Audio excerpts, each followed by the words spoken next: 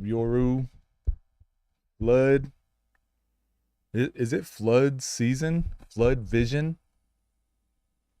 YouTube names are so much more difficult because there's less names to choose from. So I always got to try to decipher when it's like a mixture of letters and numbers. Keon top 5? Well, that's new. That's new. Flood vision. All right. I'm not. I'm gonna be honest with you. Every time you come in here, I've been in my brain. I think flood season, just because I'm like reading all these names really quick. But whenever we first get started, I can like, because the chat's slow right now, I can like pay a little bit more attention. I'm like, oh, let's actually figure out what some of these names are whenever I first start streaming. What up, Ghost? How we doing? Drew, what's up, y'all? um, ideally, I go 5 videos today. But did you guys see that OKC Spurs game yesterday? Oh my gosh. Oh my gosh. Wemby is something else.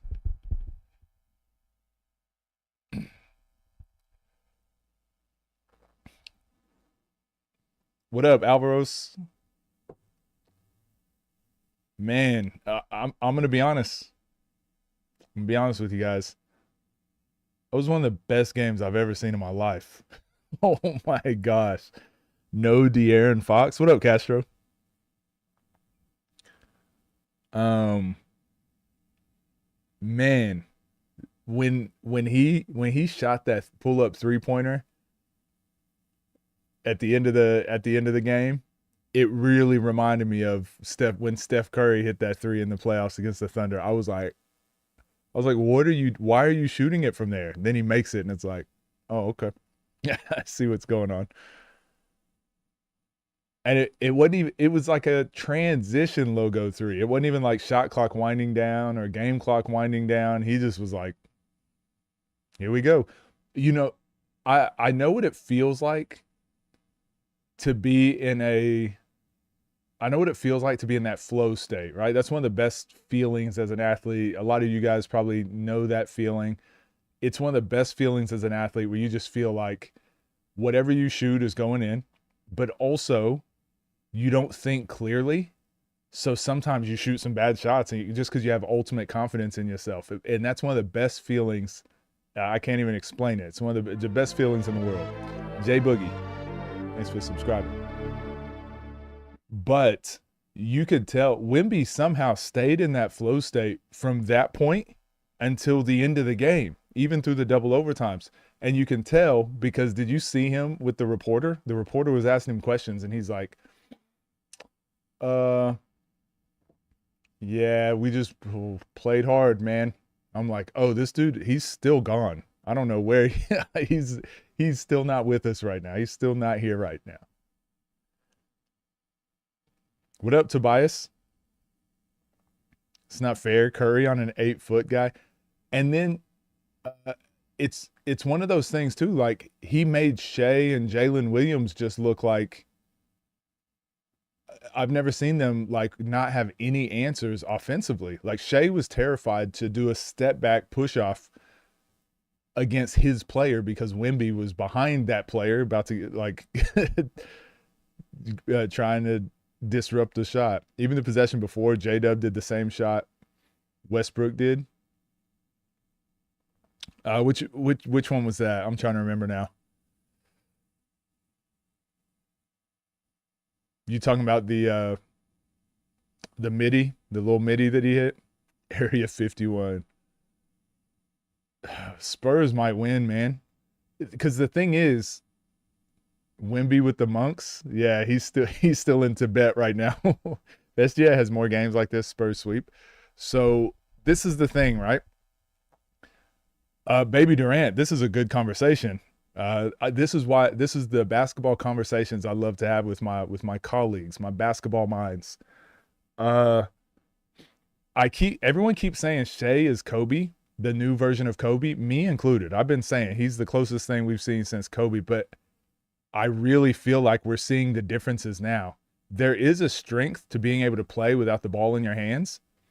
And I think Shea is going to have to, he's going to have to be getting catches in the mid post. He's going to have to be playing off the ball, get good position, a catch in the mid post, and make his move before Wemby can get there. He's so used to, because of his team and the way they're constructed, he's so used to having like infinite time to work with the dribble and get to his spots and whatever.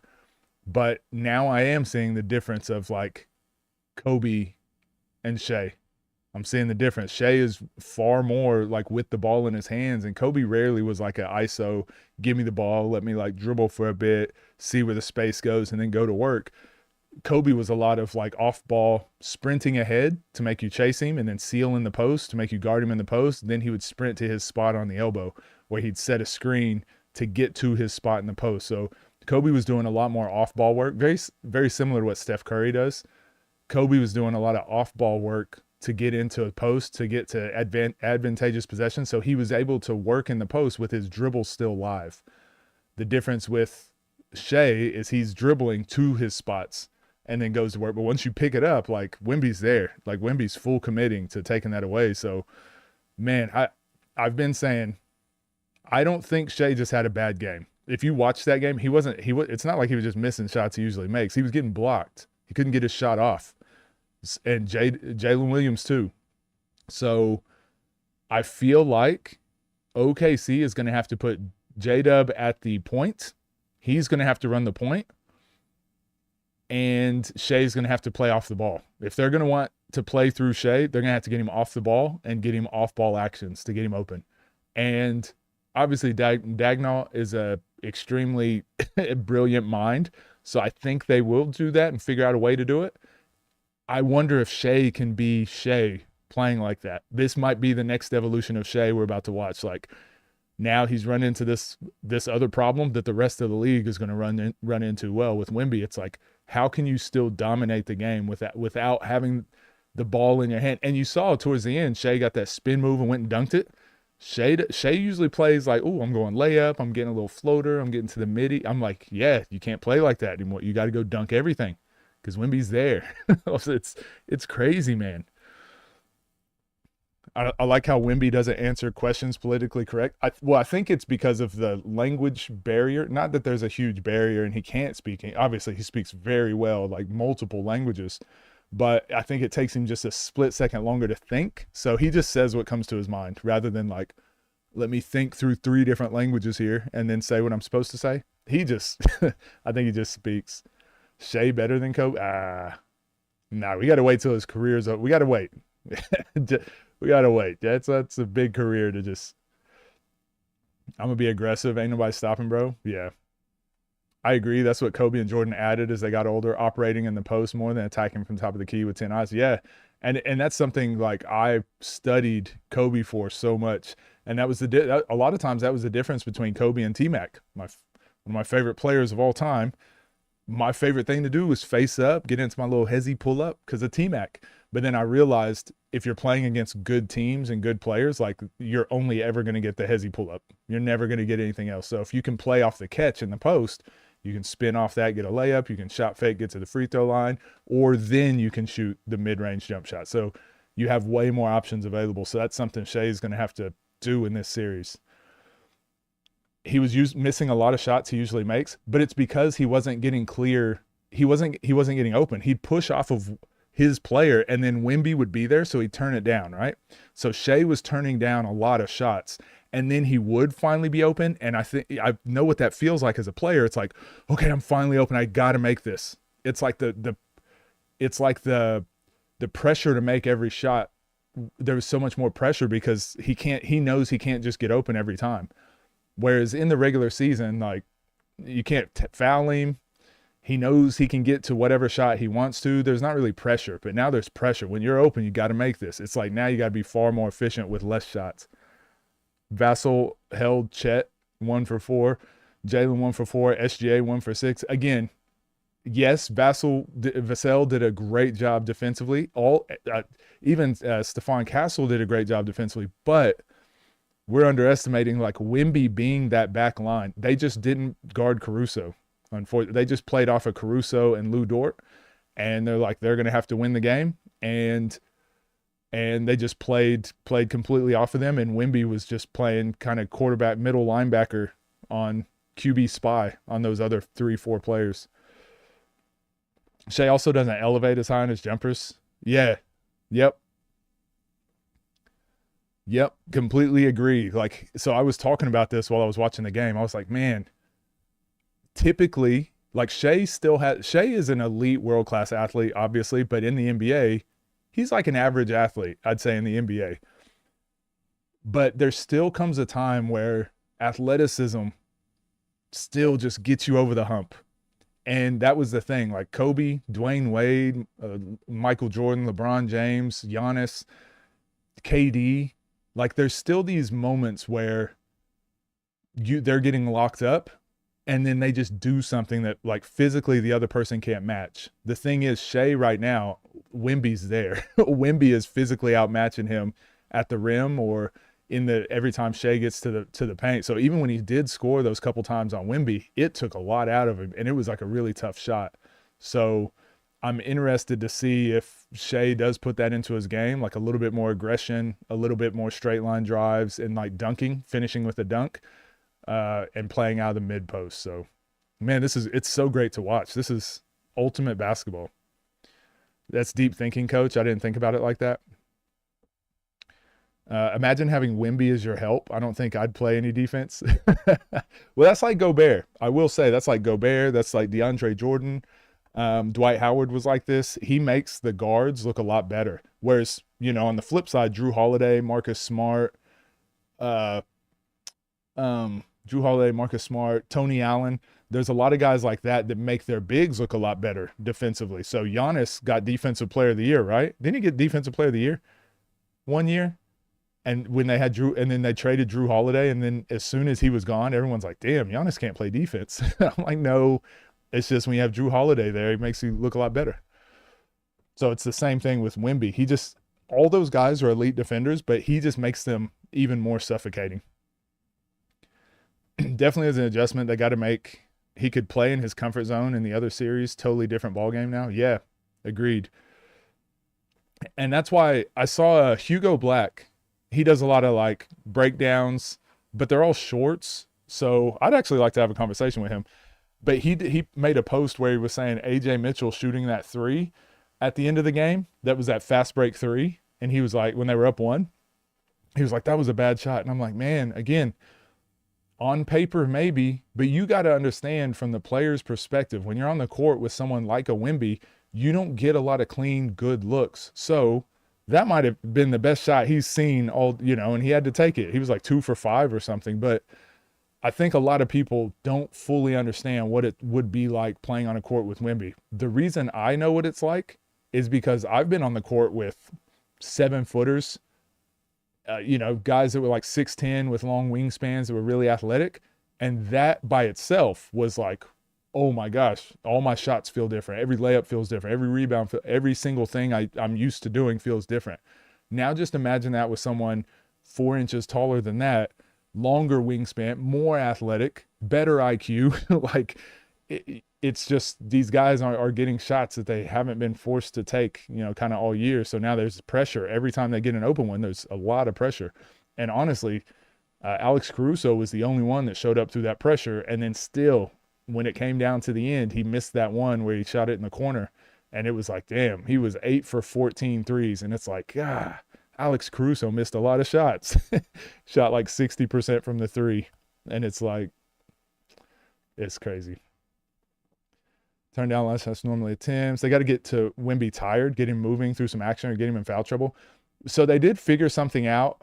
See, this is one of those playoff adjustment things. So they did figure out to get Caruso moving off the ghost screen and to get him setting ball screens on Shea.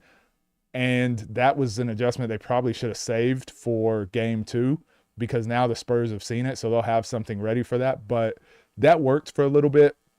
But then once it still puts too much pressure on Caruso to have to be the scorer. And so I really think the change that the Thunder are going to have to make, unfortunately, is deciding, like, can you play Caruso?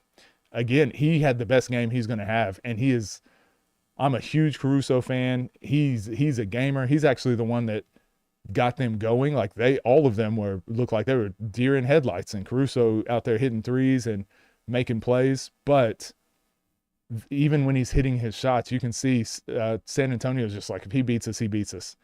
Whereas if you get like a Wiggins, a Isaiah Joe out there, I don't know if Wemby is prepared to play off of them as much. So I think that's actually the adjustment the Thunder are going to have to make. Shea will have to play off ball if they keep Caruso in, or if they don't think Shea can be effective off ball, they're going to have to just go with a lineup change and just say, look, we're going to have to outscore them.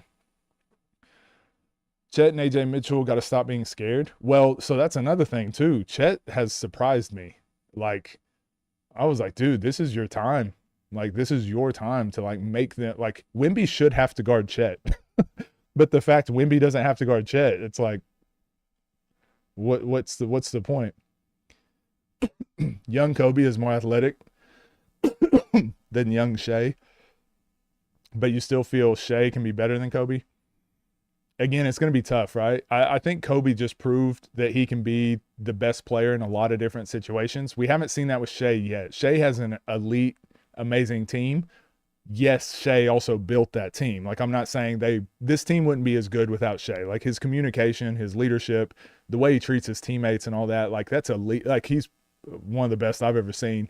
Obviously, we didn't have cameras and the behind the scenes stuff way back in the day, but I mean, there's a lot of people I've been around in real life that when I see some of the stuff Shea does on camera, I'm like, oh, that reminds me of like this mentor, some guy that's like 50, 60 years old acts like how Shea's acting in his mid-20s. So he's obviously built that team. It's an elite skill, but can he be Shea on a bad team? Will he lead? You know, Kobe proved he could go he could average 40 points for however many months that was. You know, Kobe proved he could do it without Shaq.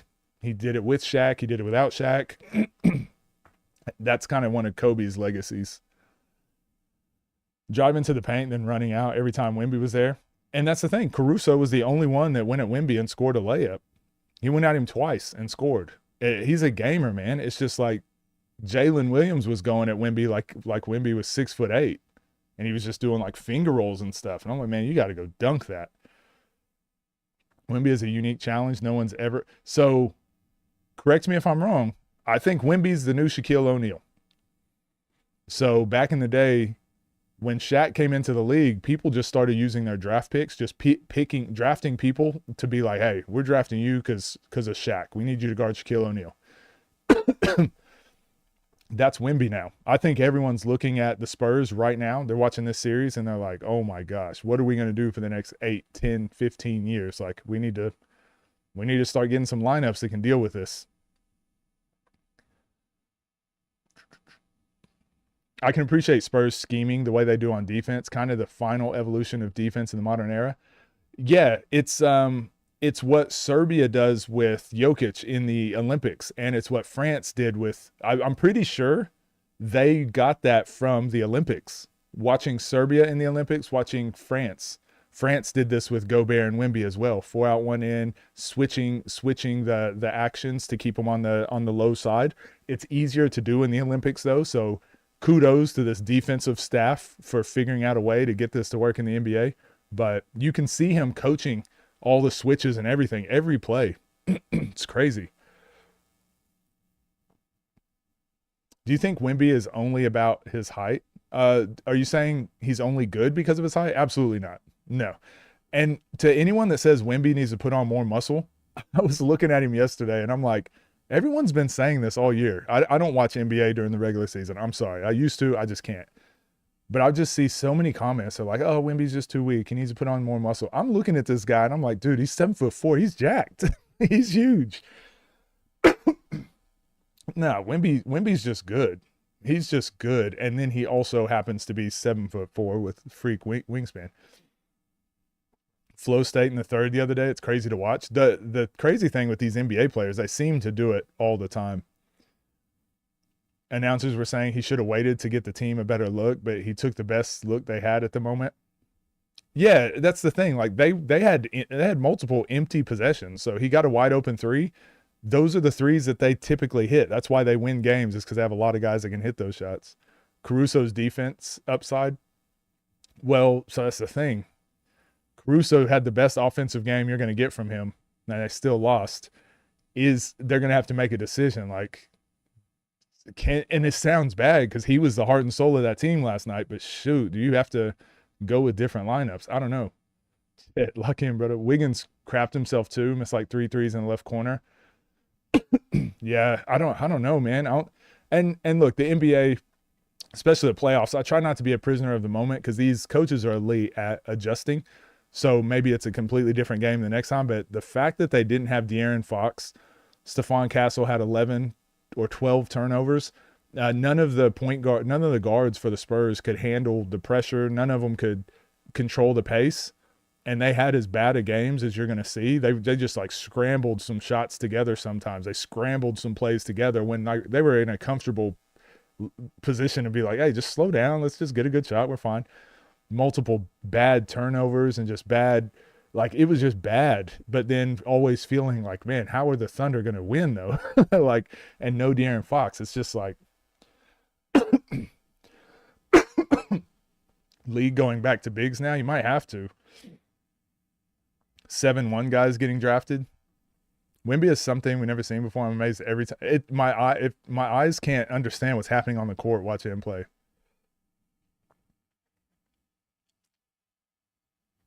But yeah, you guys could be right. Wemby is so goated in the whole Spurs franchise. Pushing these people around, he'll be okay. Kobe had a different mindset. It's really a separating factor. Yeah, but I mean, it's still yet to be seen. Kobe didn't have the Mamba mentality his whole life. Well, I mean, he probably did, but like we put a name to it once we saw him go through some things as a pro too. Like he eventually became Black Mamba. So Shay's young, man. He's still got plenty of time. So I just hate making comparisons on people's careers, especially when someone's like still playing, still in their prime. Man, sorry, I've got stuffy. I don't know if it's a lot of dust in here. A 40-foot three-pointer in overtime, like it was a regular thing. I'm telling you, that flow state is crazy. Get to the games. Let's talk about Keon. All right, y'all got to change the way y'all be bossing me around, okay? Okay? My streams are always going to have some yap sessions for the yap session fans, okay? And then we'll get to the games. Even Dylan Harper seemed sped up. Yeah, he did. When he gets inside the three-point line, he controls pace very well. But yeah, watch these Spurs play. It's so funny. The higher level you go, you start seeing some of the same mistakes you see young players make. And that's why I always said, like, people think, like when you watch a pro workout, everyone thinks they're working on some crazy stuff. And a lot of times they do, right? But what they actually need to work on is the same game plan stuff, the same coaching stuff that you would coach to young athletes wanting to learn how to play the game. Watch how often the Spurs players will dribble one step over half court and then turn their back and stand there. It's like, no, you got to win your spot. You got to try to get to the 3-point line so that you have space to retreat when the pressure comes, and if you get doubled, you can retreat and buy some time for someone to cut middle. These guys are picking the ball up right over half court and they're just picking it up against the Thunder, or they're getting stuck in the corner. They're dribbling over to the corner and they're barely getting over half court with like 1 second left. They're crossing over in front of Case and Wallace. I'm like, dude, just take angles. Like, geez, Louis, do not cross over in front of Case and Wallace. His hand is right there the whole time. Stop doing that. Go angles. Just go angles into his chest. Boom. Bump off his chest. Same thing. Boom. Bump off his chest. Just angles. Just watching these guys try to get fancy with Case and Wallace. The amount of turnovers they had. Crazy. 6'8", 6'10" bruisers that are long and can slide their feet. Yeah, and they're just going to go body shots. They're going to go body shots the whole time. My bad. No disrespect. No, you're okay. It's just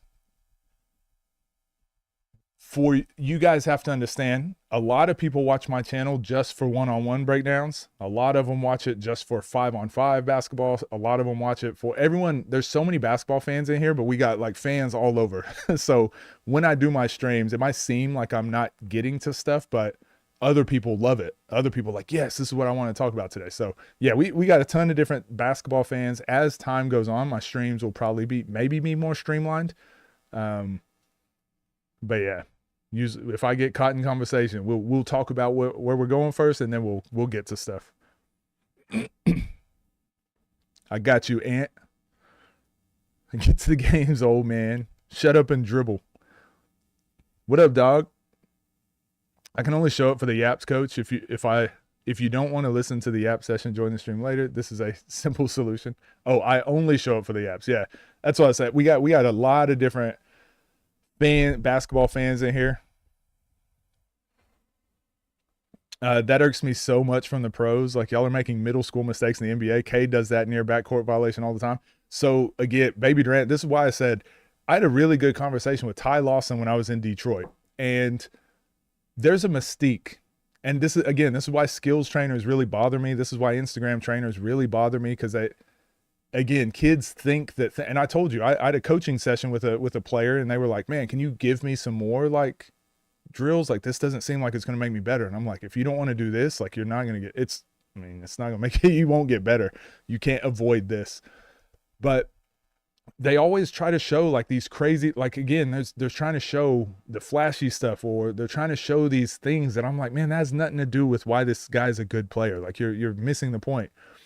But then they can't, like, they don't understand, like, getting the ball across half court and into a good position to where you can see the whole court, and where you're in a position to make a pass when someone gets open. Like, that's a skill. And that's a skill that Europe is dominating. That's a skill that Europe can do. That's a skill that Europe has mastered. And that's why you don't see as many like import point guards. You typically see a lot of European point guards, because they can already do those types of skills. It baffles me that those are things that are also attainable. Every player can learn those sort of things, but you get to the NBA, and I'm like, man, who's been working with these players? Like, I get it that y'all can do all the crossover, slow step, shimmy, step back hezzies, but like, can you get the ball over half court? Can you get us into an offense, please? Isn't it funny that I called that out about the college, about college last year when I started my channel, and then we watched March Madness this year, and teams can't get the ball in bounds. And I said, that's a skill that we don't have in America. And I'm like, it's something I noticed since I've been back in America. We can't get the ball in bounds. And then Gonzaga, quite a few other, Houston, quite a few other teams, they just started launching the ball. Florida, they just started launching the ball into the backcourt, because they're like, we're not even going to run an inbounds play. We're just going to get the ball in bounds. It's so funny to me. Spurs with the youngest starting lineup in Western Conference, average age of 22. Yeah, and Wemby is 22. He's one of the oldest players. He's the oldest player in his starting lineup. Do I think OKC can pull it? Yeah, for sure. I mean, they almost won yesterday, right? It's not impossible. OKC and the Spurs, they're the two best teams. The problem is, I think the adjustments that OKC is going to have to make are just, if OKC wins this, Dagnall is the best coach of all time. If OKC figures out a way to get around Wemby, yeah, he's going down as one of the greatest coaches of all time. The problem is not, they can definitely win. Like, if they're hitting more threes, they can win. But like, the amount of threes they're probably going to have to hit, and Shea's going to have to make some crazy plays, like, it's going to be tough. They can, if anyone's going to do it, it's going to be them. They definitely can. I see them winning the next game, because Wemby played 48 minutes, and Castle played 49 minutes. Like, that's not sustainable for 7 games either, but they are young. Maybe they can. So yeah, it's going to be interesting. I know you spoke on Rob yesterday, wasn't in the stream, but do you think he should have went live? My answer to that is almost always no, but that's a perfect world, and we don't live in a perfect world. And yeah, players, I say this, like, I always am going to side with the players, because they're humans, and most of them are young and have never had to be on like a had to deal with kind of these types of problems. So I expect them to go live. I still think it's best not to, but I mean, sometimes you got to go live and address things. And look, I stream, I have a voice. I get to voice my opinions all the time. So who am I to say like, no, don't go online and say how you feel? Like, you know, if you feel like something needs to be addressed, do it. Now there's a skill to it and you need to practice. You need to think about the things you're going to say, which most people don't, but that's how you learn. That's why Cade will have the excessive turnovers all the time. Love him, but he'll just throw the ball away like it doesn't matter. Well, and it's also because this is why I hate the NBA being 82 games long. And like they're not not every game in the NBA is a meaningful game. Like it's entertainment. It's entertainment. So these players get away with entertainment for 82 games. Then the playoffs start and it's like, okay, really good basketball now. Let's go. I'm like, man, how do you expect these guys to just like know? Like they've been playing for, some of them haven't ever been to the playoffs. So they've been playing their whole career. You know, LaMelo Ball, for example, he's played his whole career outside the playoffs. So in his mind, he is playing the highest level of basketball there is. But it's like once you get to the playoffs, once you go deep in the playoffs, you realize like there's another level. And a lot of these guys have never played that other level. That's why I think LeBron is so great. His game is so simple. Well, and again, we can't avoid the athleticism, right? Like LeBron can solve a lot of problems by just jumping higher or running faster. Shea can't. Shea, like, this is why it's tough. This is why I say if Shea wins and if Daigneault figures it out, they really are like elite of the elite when it comes to IQ and just savviness and craftiness. Like, because Shea can't just jump over Wemby. He can't just push him out of the way. Like LeBron, imagine LeBron in his prime right now. Like he probably doesn't really have a problem with Wemby, right? Like he'd go straight through his chest and probably get fouls on him and dunk on him. Like LeBron doesn't have the same problem that Shea does in this series. Wemby seem unbeatable. He does, but look, you got to imagine Joel Embiid, right? Joel Embiid would be, I'm not saying it would be easy, but Joel Embiid always dominates Wemby. Jokic always has good games against Wemby. Like, so he's not unbeatable. It's just like, you can't not prepare for him. You have to have an elite of the elite, big, someone to go against him, someone to challenge him. On defense, he looks like the best defender of all time right now because no one on the Thunder can do anything when he's around the rim.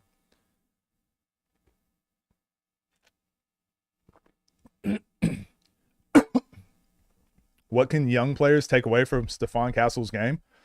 Not a lot. To be honest, not a lot. He's a freak athlete. He does do a lot of stuff really well, but like there's better players to watch to like directly take things from their game. The pace that he plays at works because he can jump over people. Did you see that dunk he got on Shea? He came off the pick and roll and he took his time. Came off the pick and roll, no one was there. Coasted in, jumped off 2 feet, dunked on Shea. And it's like, the right play was probably to go full speed and get to the basket before Shea, full speed Euro around, full speed to your mid-range jump shot. Like the right play was probably to go full speed, turn the corner.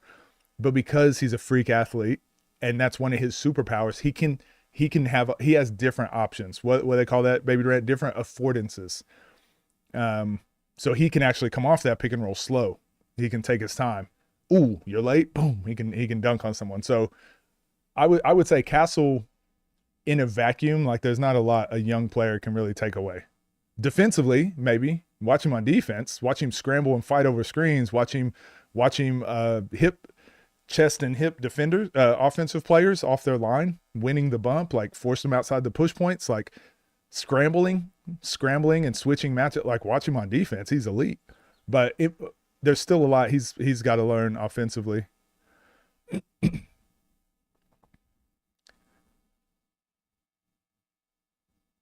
Still a young player. He has time to work. Yeah, I mean, is he 21? Is Stephon Castle 20 or 21? Like, he'll be fine. Being a dog, that's what you can take from Castle. Yeah, you're right. Wembanyama. Yeah, that's what we've been talking about. Yeah, he's 21. Your Spurs sitting pretty. Man, Y'all might y'all might be okay for the next 10, 15 years. Harper, yeah, Dylan Harper's another one. But again, Dylan Harper, once he gets into the paint, he's almost unstoppable. Once he gets to the elbow, he's unstoppable. But he struggles with getting to the elbow. It's funny. All these guys are so young that like you can pick apart their game and so many things they don't do right. But there's some things that they do have that are just superpowers that are unreal, almost unteachable. Like Dylan Harper's game so smooth once he gets inside that 3-point line and he gets attached to your body. How do Sacramento not come away with Castle in the Fox trade? Bro, I don't know, man. I don't know. I forgot Sacramento was a team. Sometimes teams be making trades that make me really wonder, like, how did we get here? How did we get here? It feels like OKC makes trades and is like, hey, we really want to try and win a championship. So let's do everything we can to do that. And the teams they're trading to are just like, look, we're not going to win anyways. So yeah, why not? That's what it feels like. It feels like they're not trading on even footing. Manu 2.0. That's a good comparison. A little bit. I could see it. Not the passer that Manu was. The Spurs going to win already 4 chips, I think, over the years. I would be shocked. I would be shocked if Wemby doesn't win 4 to 5 championships. I would be shocked. It would be as weird as it sounds to say this, it would be a huge underachievement, I think. I don't want to put that pressure on him because, like, he's 22 years old, but it's just he's such a game changer, and I don't see another Wemby. I don't see there being another version of him for a while, or I don't, ever. Maybe, and again, hopefully he stays healthy too. Like, knock on wood. King's a special kind of ass. Forced trade override. Kill me in 2K.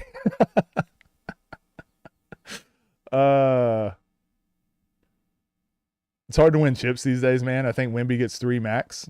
It would surprise me if he doesn't get 4 to 5. It would surprise me. Mainly just because, like, the uniqueness, like, again, look at their defensive scheme and what they can do. Other teams might be able to do that. Like I said, France does this with Gobert and Wemby. But Gobert is not the offensive player that Wemby is. In the Olympics, in FIBA, he kind of is. He's kind of dominant, but not from the perimeter. So Gobert doesn't cause the same type of matchup problems Wemby does. So being able to have Wemby on defense and then be the same thing essentially on offense,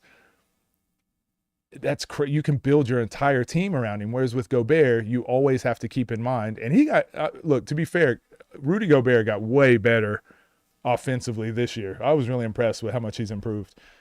Gobert is never going to be Wemby. So it's going to have to be the Jokic's, the Giannis's, guys like that.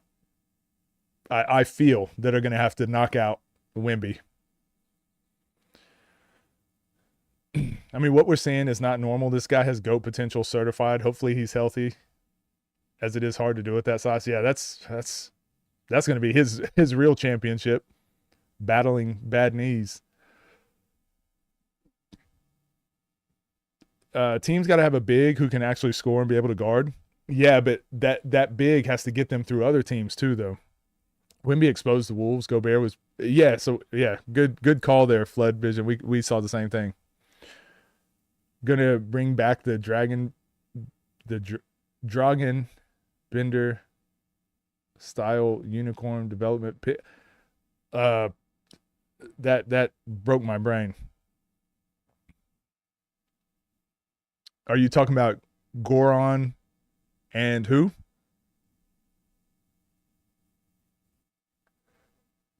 Him and Otani are the greatest athletes on the planet Earth. Possibly. What up, Gold? All right, we'll get into some. What do y'all want to get into first today? OKC better trade up for that 7-4 center. I mean, everyone's probably looking at him. Watching Wemby do what he's doing right now, his draft stock is going up by the minute. People are like, shoot, we might as well. Crazy how Julius Randle and Gobert combined for 0 points. It's more so on Julius Randle. I don't expect Gobert to do much. Like anything you get from Gobert offensively is like icing on the cake. And people shit on Gobert way too much. Like he's never been a finesse type of player, and he's developed that a little bit this year. But Julius Randle, like, I mean, geez, that's been the story of his career. He's right there, borderline top 10 player, and then just has his moments. Yeah, we've been talking about that last 15, 20 minutes or so. Ball is Life Toronto. Keon, super raw prospects with unicorn development being like, oh, okay, sorry. Yeah, I was trying to see where you're going with that. But yeah, you're probably right. You're probably right. Taking chances on freak athletes. That's what I was saying. To guard Shaq, people were just drafting people that could guard Shaq. A dubious handle. Yeah, tragic Bronson. All right. The reason I asked, so there's a Jason Preston video, ball handling video, that I kind of wanted to watch first. It's like 10 minutes or something. I want to watch that. And then after that, I want to watch Deebaby versus Wanie. And then I want to get to the Ball is Life game. You guys cool with that? And then I've got a ton of videos on here that I wanted to watch today. Oh, also, we have to watch this video, okay, as an apology. You guys probably can't see what it is, so it'll be a surprise. So I've got to do that video a little bit later towards the end. Yeah, Deebaby game. Dubious hand. All right, so I want to watch this first for the third. If you want to be a great ball handler,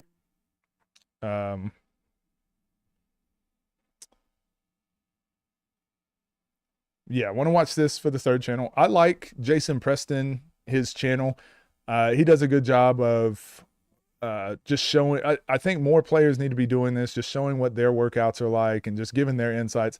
I still, my favorite video from him was when he was breaking down film.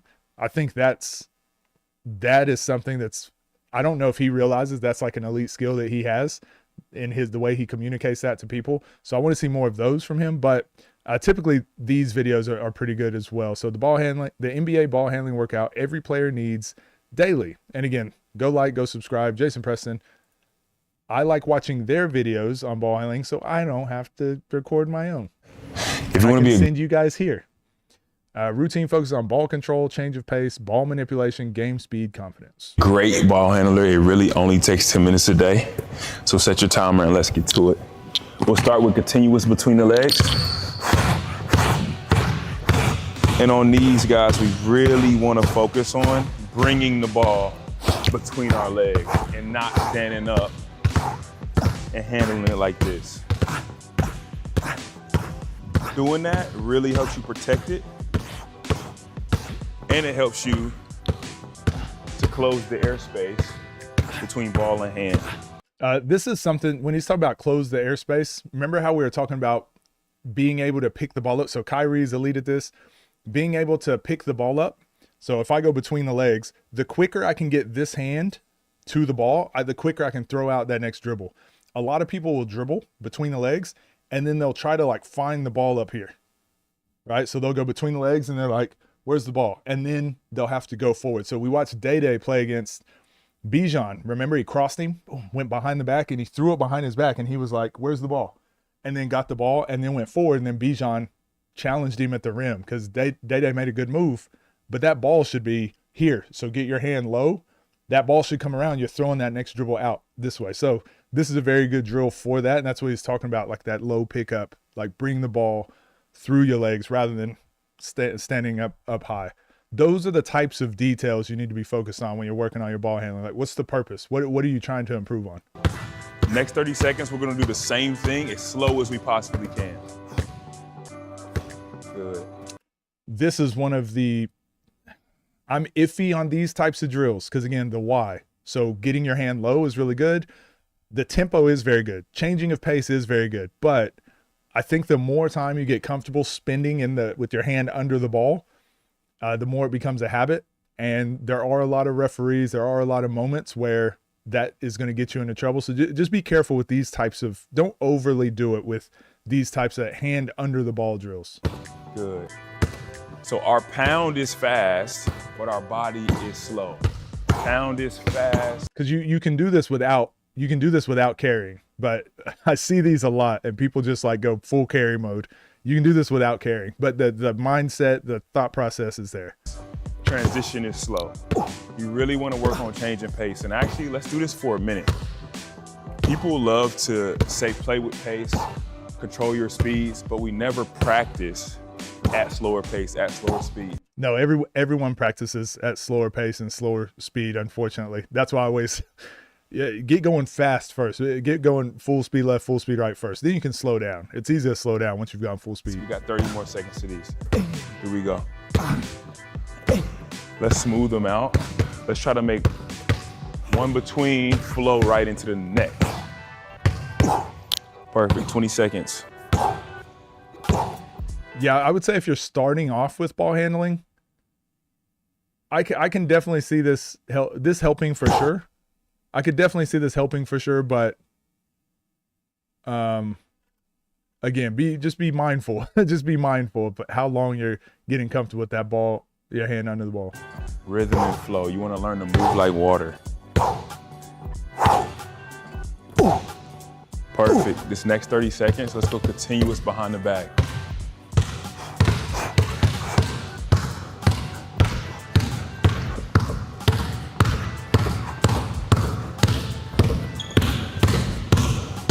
And so another thing with ball handling, I'm going to just keep this going now. I'm not big on, I mean, he's talking. I want to pause it so we can hear what he's saying.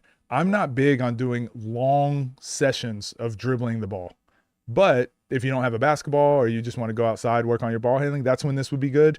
But I don't think you need to spend like long periods of time like just doing this isolation ball handling. And he's always active. When you handle, you want to be like a boxer. You never throwing a punch without blocking with your other hand. 5, 4, 3, 2. Perfect. We're gonna stay with behind the back now. We're changing the rhythm. Sometimes it's fast, sometimes it's slow. We got another 30. These are good overall. Yeah, perfect. Perfect. Play with pace. Play with pace. Change speeds. If I can do it stationary, I'll have a better chance of being able to do it when I get on the move. Can I change speeds without moving my feet? Can I work that body, the ball around my body? Perfect. Let's take a break for a second. This next 30, we're still dribbling behind our back, but we're just standing up. Oh yeah, I do this a lot. So I remember being at basketball camps and coaches would have us like we'd be doing ball handling for like 5, 10, 15 minutes straight.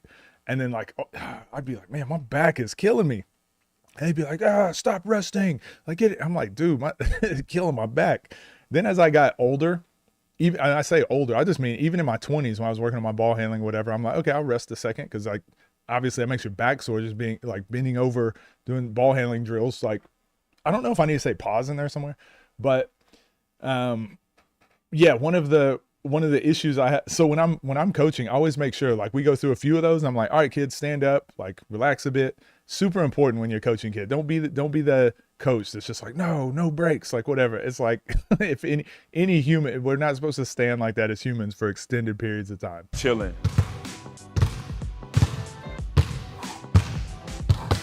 Catch your breath, 30, because we're right back into it with some speed for this next few minutes.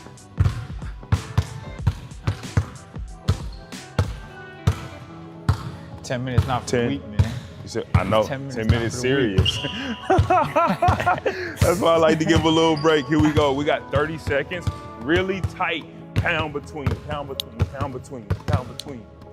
Working on being able to control the ball in tight spaces. Sometimes we're on fast break and we can be wide with the ball. Other times. So I might speed this up a little bit. I like everything he's saying. Times we're trying to weave between defenders and weave between traffic, and we got to be compact with the ball. Here we go, 10 seconds. 10 seconds. It's all about hand speed. How quick can my hands be? Good.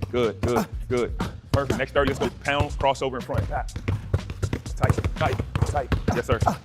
Yes, sir. Hand speed. You saw him lose it earlier. If you're not losing it, you're probably not going hard enough. Good, 15. And so exactly what he said right there, That's why I don't like doing 10 minutes of ball handling, because a player is typically going to try to gauge themselves like, oh, 10 minutes of this?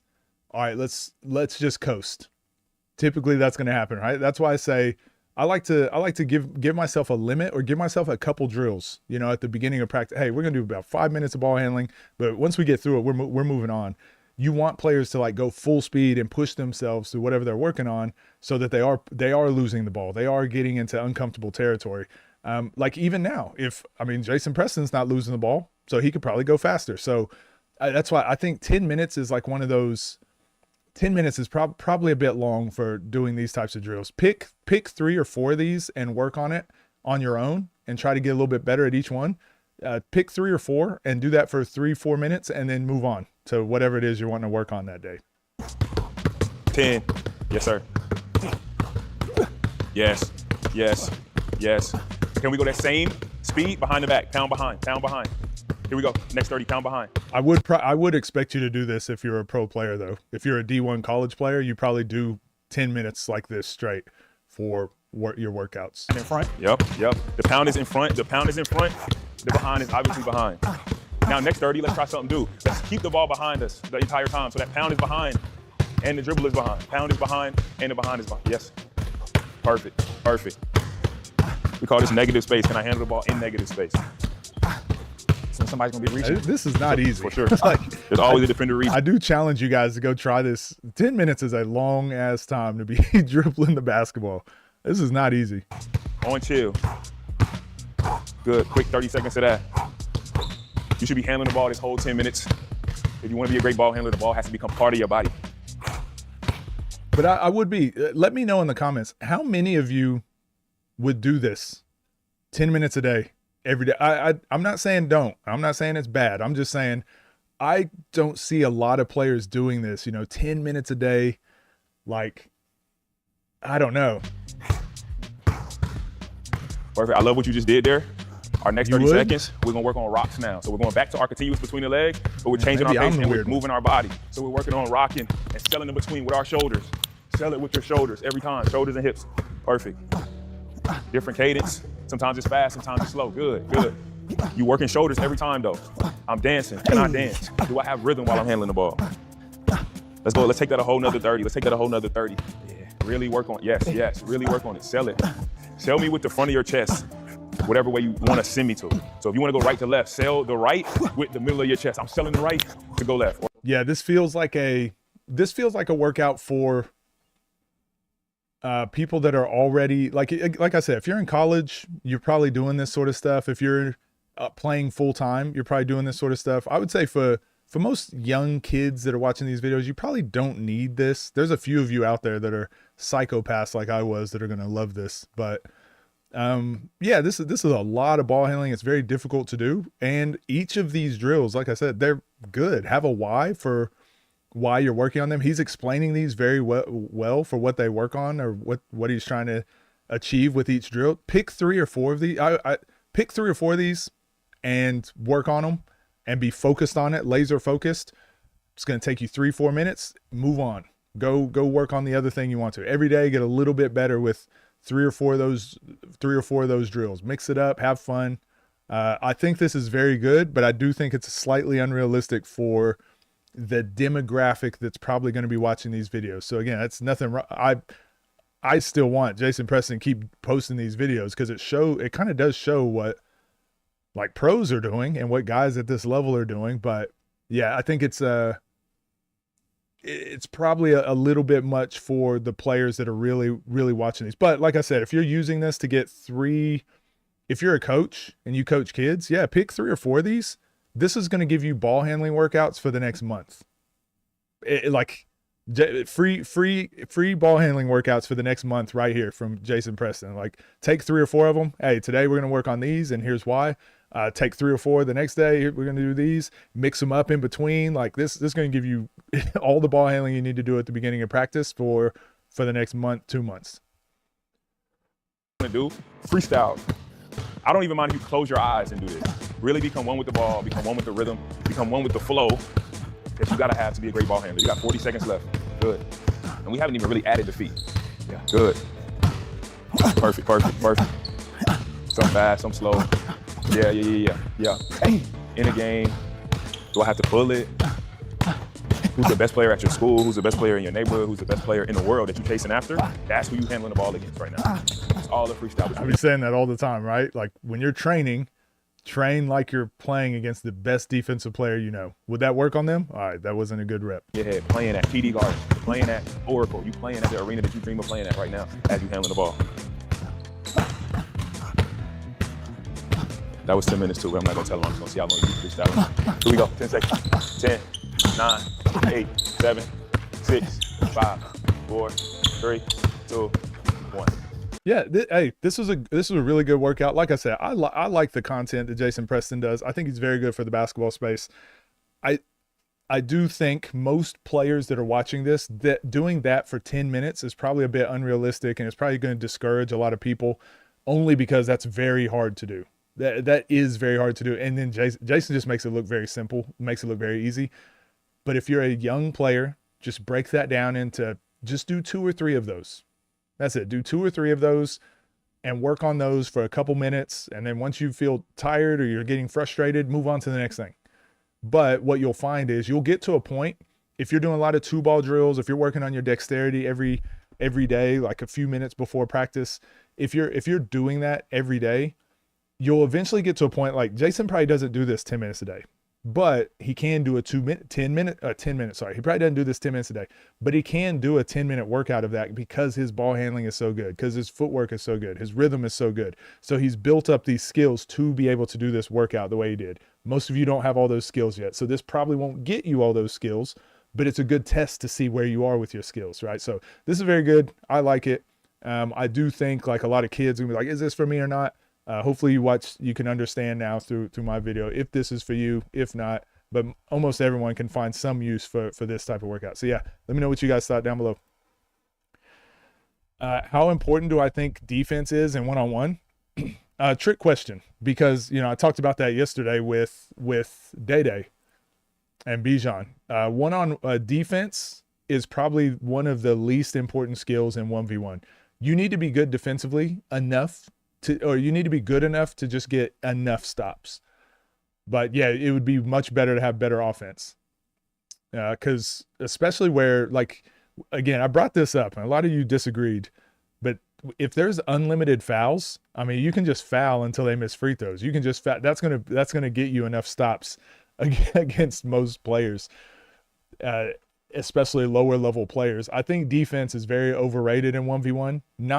Not completely overrated, but it's just all of these guys in the one-on-one space are just elite scorers and like elite tough shot makers. So even with the best defense, guys still hit shots. So you don't want to be relying on your defense to win games.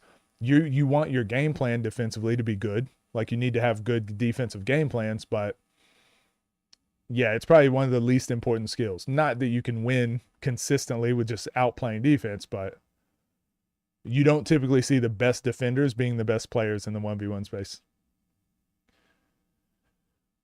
To me, this is like shadow boxing.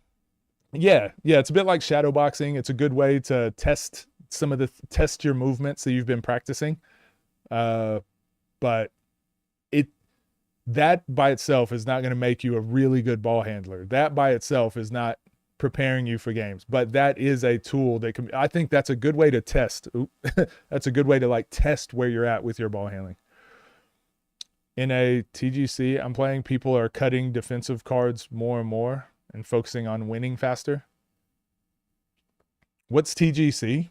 Is that like a card? Is that a card game, tourney?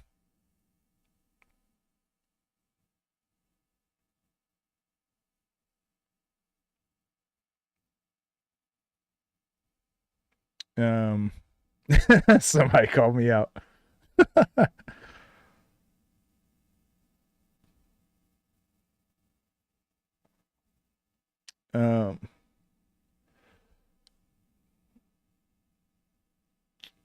Being able to outshoot someone is half the battle, damn near. Yeah. I mean, you look at the NBA, you look at every league around the world, they all started valuing shot making and efficient scoring more so than defense. Have you talked about some of the NC Battlegrounds matchup coming up? No, we're going to do that tomorrow. I said we'll do that on Wednesday. A trading card game? Oh, TC. Yeah, okay. So, yeah, that's why I said I like watching sports. I like watching video game strategies. I like watching, card game like whatever strategies work in one area typically carry over to other sports and other areas too. Like I said, I'm doing a lot of research right now on jujitsu. Jesus, can't say it, but I'm studying it. Brazilian jiu-jitsu and a lot of similarities in coaching and training. We spoke with Coach Chris the other day of Lock Nation with boxing and a lot of those similarities. So I like to study a lot of different sports and see their strategies. And yeah, it's interesting how much game theory, basically, how much it carries over to other aspects of life and other sports. Am I going to proving grounds? I sadly am not. I'm not. I'm sadly not. Yeah. But that's okay. Maybe next time. Jab 3, the most important. Do I play Yu-Gi-Oh? Magic the Gathering. My brothers play Magic the Gathering, and I love the thought of card games. I've never learned how to play them. So my brothers play like Slay the Spire, they play Magic the Gathering, they play a bunch of those, and they tried to sit me down and teach me Magic the Gathering, and I was just like, I don't know what's happening. I wish I did. I don't know what's happening, so good luck. I'll watch. I ever played chess? I used to when I was younger. And then, I just didn't keep up with it. Because I feel like chess is one of those things that you either dive fully into or you stay away from. I was good enough that I started beating everyone around me, mainly just because I knew how the pieces worked. And then I played someone at a camp. I was at a basketball camp, actually. I was probably 12. I played against someone who beat me in like 4 moves. And then I was like, all right, I'm done. This isn't for me. I remember Slay the Spire. That's an OG game. Well, there's a new one, right? Slay the Spire 2. You're playing right now as you're watching. Yeah, a lot of people in my friend group play that. I'm not big into card games, so I didn't get into that. And I know that's more than just like typical traditional card game, but I'm 10 years in and don't even know what's happening still. That's how it is. All right, let's watch this Deebaby versus Wanie game. Deebaby on a historic generational run right now. What's up, gang? Hope you're doing well. As I just stated, Deebaby on a generational run with that Dooley win that he had a couple months ago. And it is great to see. So we're going to watch this. He might be the next heavyweight champ. Deebaby versus Wanie, 1v1. So shout out TSF Sports. Shout out to Vucci. Vucci sent me this. So yes, I know it's only 20 hours ago. Okay. But we got the okay. We got the okay from Vucci and TSF Sports to react to it and watch this video. So go like, go subscribe, go support. TSF Sports is on the rise. Okay. They're finding a lot of really good players. So go support them. Only at 1.7K. Let's get that up to 2K. Like the video game. That wasn't good, sorry. The moment we all been waiting for, man. The headliner before the headliner. Or should I say the main event, man. Yeah, we got the 2 big dogs, man. The 2 big guards, man. Hey, it's been a lot. It's been a lot of animosity between this game. Not even between the 2 players, but just the community, man. Just the scene, man. When we first posted this matchup 3 weeks ago, the internet went crazy, man. We went viral, man. Everybody wanted to see it, man. I seen 200 comments saying Wanie money line. I seen 200 comments saying Deebaby money line. So it's only one way to find out, man. We got to settle this today in the trenches, man. Game 5 of the night, man. We got my boy Wanie fresh back from overseas, man. My boy been doing big things, shooting movies. You know, my boy a movie star, man. Hey, he overseas hooping and he shooting movies. Getting to that chicken, man. Now my boy back from across them waters. And he hit my line. He said, Vooch, I need a matchup, man. Who you got for me? With that being said, Wanie, how you feeling, my brother? I feeling good, bro. It's good to be back in the States, bro. I'm just here ready to bump, bro. That's it. My boy ready to bump. If y'all ain't know, my boy from the towns, man. My boy from New York, man. My boy Wanie, man. I know y'all probably familiar with him. Y'all probably seen him on Off the Dribble, Ball His Life. He done played on TNC. My boy outside for real, man. You got any predictions or anything you want to tell the city of Houston today before you put on the show for him? Nah, I just feel good to be back. You know, I'm a PV native, so I was out here 4 years, bro. That's it, bro. I keep the predictions in my game. I let my game talk. Overstood, man. Shout out PV, man. And to my left, y'all know who over here, man. We got Deebaby the Demon. He back. The dog, the animal, man. He still ain't lost yet, man. He been running through. Hey, man. Y'all see what he been doing. Hell of an Y'all seen what introduction. happened last month. I ain't gonna say too much, but yeah, my boy is on a tear right now. It don't look like he planning on slowing down no time soon. How you feeling today, Deebaby? My BM cut my son head. I'm mad at everybody. Ooh, that sounded. What? Bro, y'all need to stop. Like, Deebaby don't play about his kids, man. My BM cut my son head. I'm mad at everybody. Ooh, that sounded a little personal. It sounded like my boy really ain't got nothing else to talk about then. My boy say he is pissed off, chat.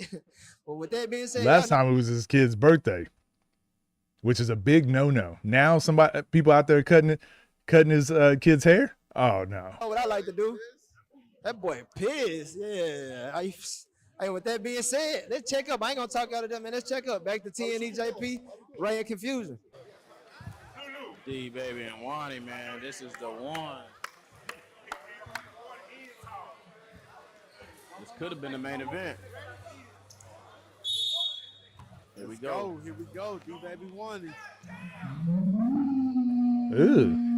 Out the gate. And it is very quiet. I've turned it up as loud as it will go, so I'm trying. Wanie for three.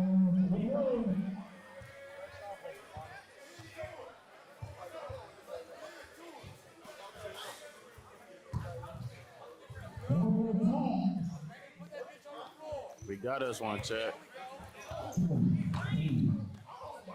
Good D. No. That's Wanie's move. You're gonna see Wanie do this 3 to 4 times this game. That's his move. He like to go full speed right, and then he does this over the top move. This works really well against smaller players, but I've noticed he really struggles. He really struggles when someone is as tall and can shadow the ball like this. So when someone's as tall, they can shadow the ball and they can be physical here. It's not a great move. So that's a habit that Wanie's going to have to break. You already had him here. You already have a straight line to the basket. So Wanie has to be willing to drive in that straight line and win this battle and hopefully end up, highest percentage shot in basketball. The decision to go over the top, like Deebaby's not closing that gap quick enough to go. So he over anticipated it. That's his comfort move. That's a habit that Wanie has to break. I see him do that a lot. No.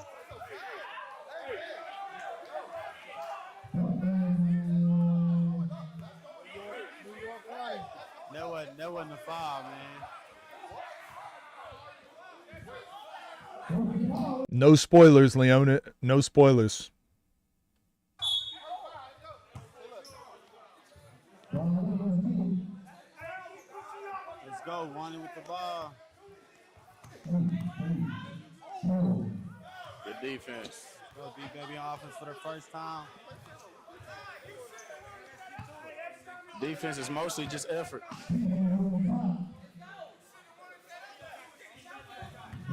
Oh. So yeah, I do think the audio could be mixed a little bit better in this game, but the camera, like the clarity, is very, very good. Good pull up by Wanie. Wanie up 6-0. Damn. Wanie to get into it early. When Wanie's hitting threes, he's really tough to guard.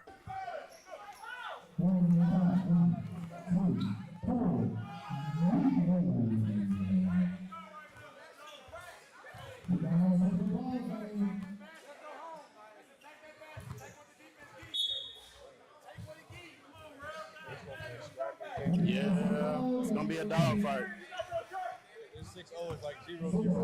Wanie is playing clean on defense. Yeah, Wanie shoots. Well, he's a little bit pigeon-toed, so his shot looks like off balance, but that's just the way he shoot. I think he's like pigeon-toed. Or not pigeon-toed, but what do you call it? Like walks on his toes. What do you call that?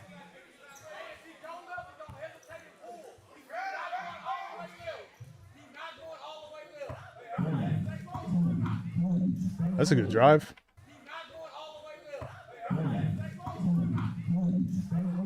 Yeah, I think. Defense. Great defense. Yeah, there's a lot that Wanie can add to his game, but I think he's typically used to in fives, right? He still looks like a fives player where he's still used to like having a mismatch, like getting a switch, just getting downhill. Dang. Great pull up. Hey, you gotta put a hand in there. Got that lid off the rim. Short. Just gotta settle in. Yeah. That's a good pause.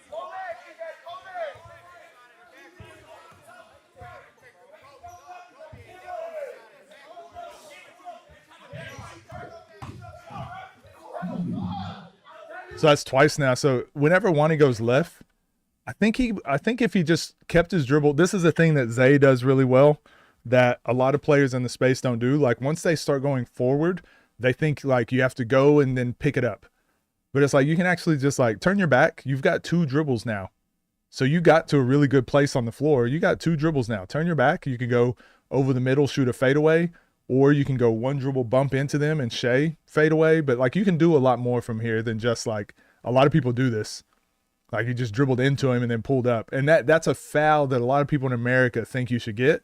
But like FIBA basketball, overseas, anything professional, if they're like pretty much inside their cylinder, like you're not going to get that. Yeah, he did hit him on the elbow, but that's why you see Shea creating space because like, I don't want you touching my elbow. That's why Kobe used to fade. Jordan used to fade. I want you touching my elbow. No, man. I see the energy here high right now. 6'3" Wanie way right now. Yep. Oh, golly. It's a great drive. Damn. That's the drive that Wanie needed to do when he had that same angle. And just like that, we got a game. Straight out the dog pound. That's what he trained for. I don't know, man. That's what we get it in. It's Deebaby Jim. 3 for 3. Ooh. D-Baby been working on that punch jab. That punch jab is great. Here we go. Yeah, how tall is he? Is he 6'4"? But it's a long How tall is D-Baby? He doing that now? Sidestep threes? Over there. Oh, and he playing off of it? Hey, great block.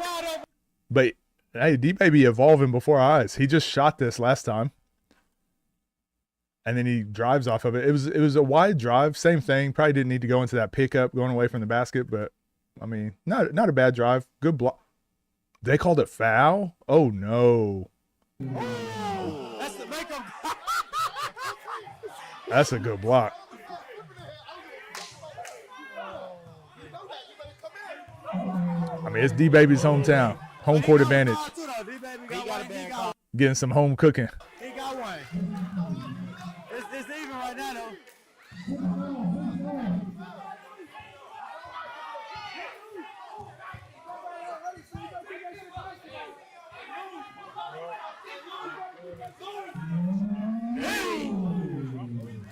It looked good. Is he shooting from there?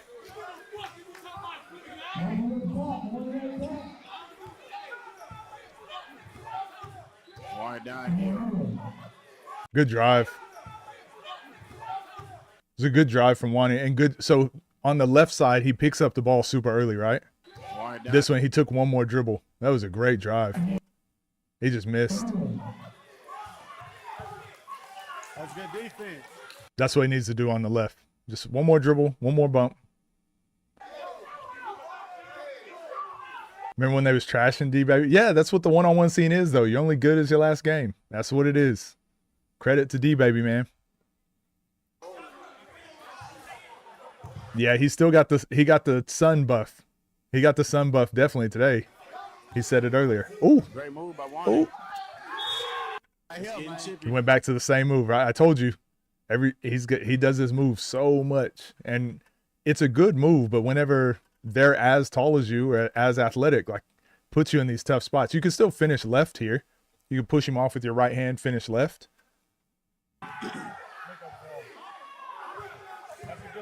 Yeah, they calling it good right now, bro.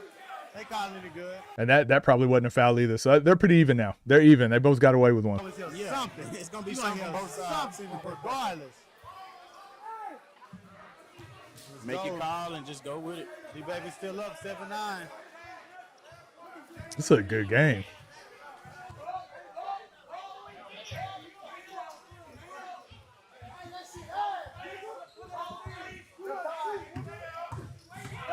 Yeah, great.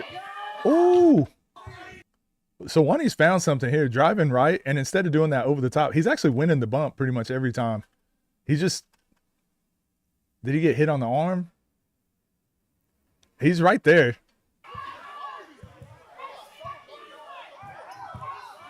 Uh-oh. Dog fight. It's a dog fight. Yes, sir. You won the first time in them trenches. Oh my gosh.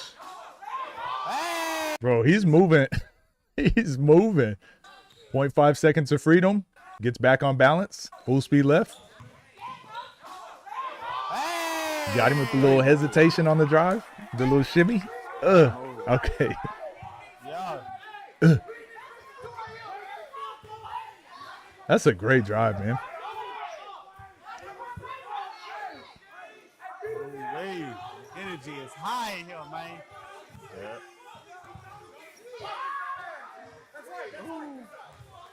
Right. I think he could definitely cover way more space. Remember, every time we break down like Moon or Moon's hang dribbles, Lat does a good job. They go from this spot of the floor, they get to like the left elbow on a hang dribble, and then back to the right elbow. So he could probably go 3-4 more inches either way and just be that much tougher to stay with. So that's something he can work on, especially at his height, just covering more space laterally. I don't know how many people stand with that. Let's see what he gonna do.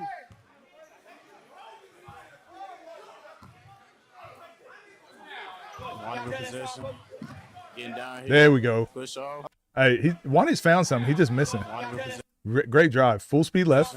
This is what I talk about when I'm saying, like, y'all need to simplify y'all's games. When I say y'all, I don't mean the players. I mean people watching. Full speed left. All right. Didn't get to inside the block. So get your little push off. Create some separation. He still gets hit on the elbow. He's still got to cover. He's got to do a better job with that push off and creating space. But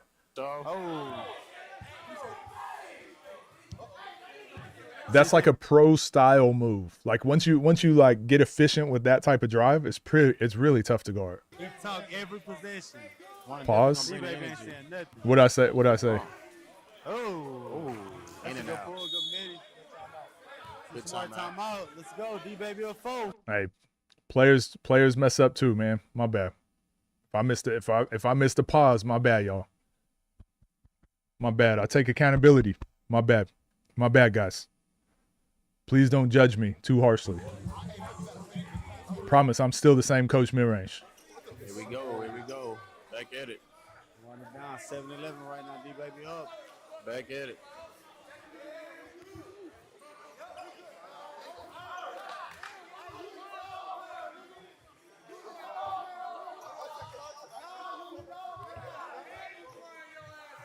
Here we go. Ugh. Same thing here. Just like not covering space with the dribbles. I don't mind it because Wanie hadn't done that too much. But yeah, stay away from that. Cover some space.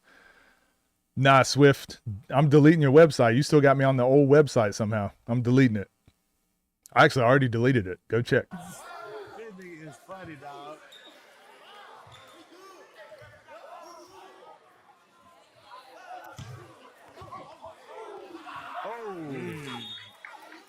Lost it for a second. Good move, yeah.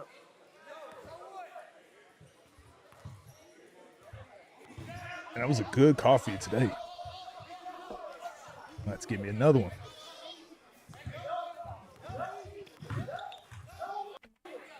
So Wanie now is getting downhill. He found something. Full speed right. bump off. So now it's just like anticipate that eventually Deebaby gonna try to cut that off, right? So Deebaby goes for the steal here, but that's like a good spin back for Wanie. So it feels like Wanie's figuring it out a little bit, but there's definitely some things he can rep out to just like, he keeps losing the ball in like those scenarios, but he can definitely rep out some of that and be a really tough guard. Go, man. This was physical. Like he got the physical gifts to be like really, really tough in the ones. Now I just got to rep out some stuff that it seems like Deebaby's figuring out.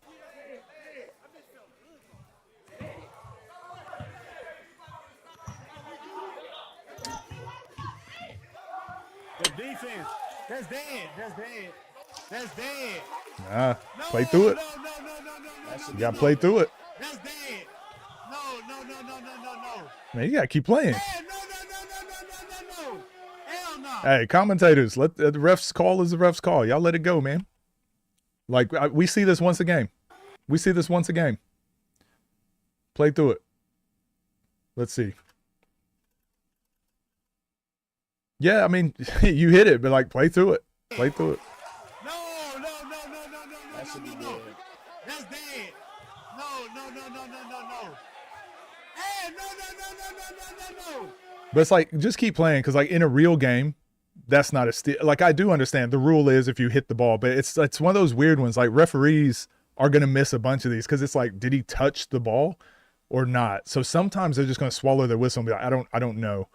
But I mean, it doesn't change. Like, you hit the ball away in a real game, like, go after it. You hit the ball away in a 1v1, just go after it, just cause. Like, might as well. And if they say dead, good, it's your ball, nothing lost. But if they don't call it, well, now you really got him on his heels and he's chasing after the ball, and you can, the chances are of them making that shot really low. No. That's a dead ball. They don't know the rules. That's the problem. Oh, That's a dead ball. same thing for Wanie here. Got to cover more ground, but that was a great closeout. Good day. Get it back in, D-Baby. Hey, now she laughing. Oh, that shit sad.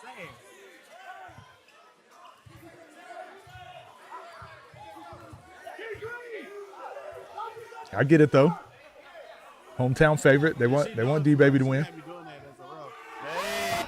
See, it pissed him off though. He got a block, and now you're getting step back threes. Deebaby playing really well off of this like 0.5 seconds of freedom. He keeps getting to this spot, right? Last time he got here, 0.5 seconds of freedom, and he drove. So that's what's like keeping Wanie like on his heels, like being late on the closeout. Just good job by Deebaby. That's a big shot.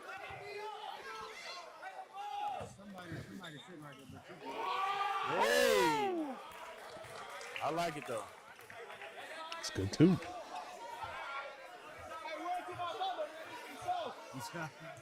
D-Baby, little foul. 9-14, D-Way. One with possession, getting downhill. Keep going back to the bump. The bump fade is working for Wanie. That's what I meant. These are just bad habits. This is something he got to be aware of this. This is a bad habit. Again, probably works if Deebaby's 6 foot or shorter. Like, he probably makes that overseas, right? But if you got someone that's your height, bump fade or spin off of it. So far, I think he's wasted 3 possessions doing that. So if you get those 3 possessions back, complete different game. 3. Got to settle down.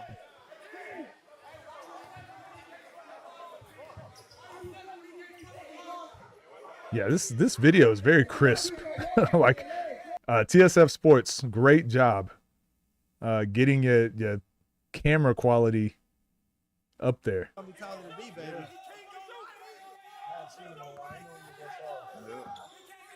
move by Wanie.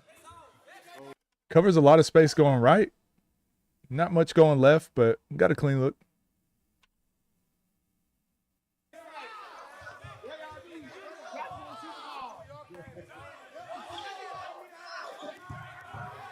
Sheesh. Couldn't get the ball. And the ones that hurt. Nah, for sure. Good drive. They come back to bite you. They hooping now.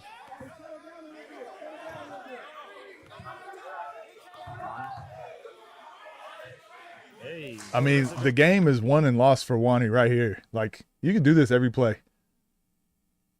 Like, get to a good spot, elevate, get to a good spot, spin back, get like that's what his whole game needs to be. Full straight line drive, full speed right, full speed left, and then build everything off of that. Wanie getting aggressive.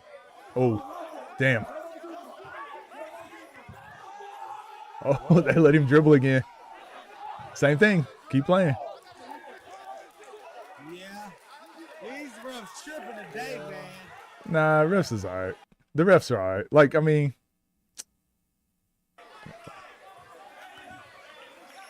a couple counters. Yeah, but anything's better than him just shooting.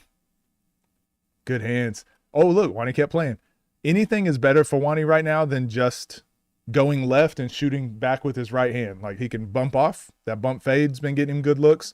Or spinning back, behind the back, between the legs, anchor step, something. Yeah, so a counter would be good. But really, even if he just kept going full right here, bump fade, even if you just keep doing this, like, you could probably win the game doing just this. Right here, same spot. You're getting to a good spot on the floor. Boom, bump fade.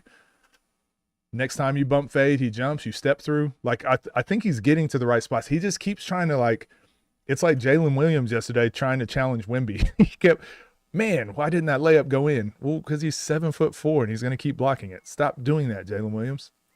That's what Wanie kind of keep going back with the right hand on the left side. He's going to keep blocking it.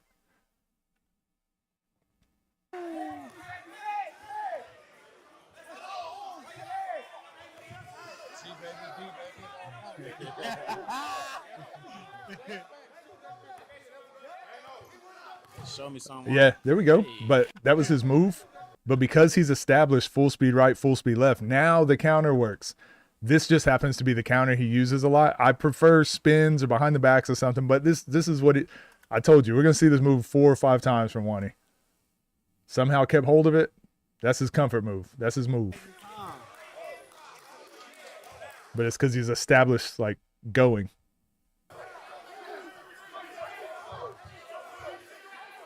It's a dogfight. Good look. Sheesh. That's halftime. Yeah, when he simplified his game. To the wire. It's a good John right here. Game of runs.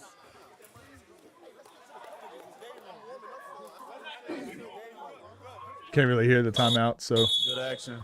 It's a dogfight. Go. Ooh.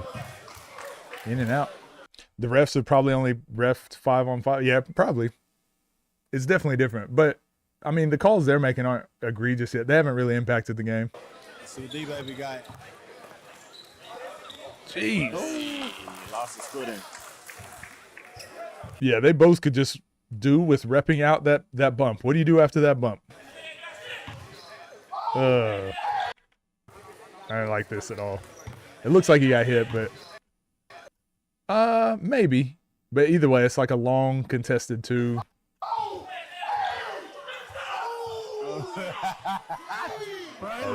there's Freaky B in the background. Freaky B over here in the background. Bro, this Wanie reactions be so funny, dog.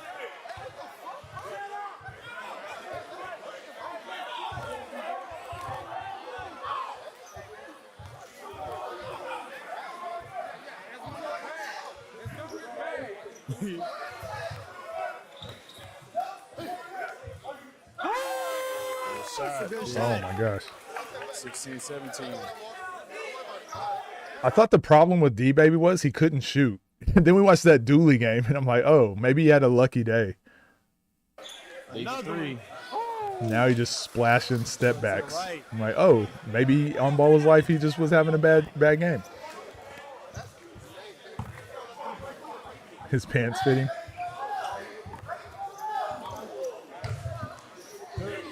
Good defense. Did I do an? Yeah, we did an interview with Bijan. Good defense. Good hand there. Just play off 2, Wanie. Just play off 2.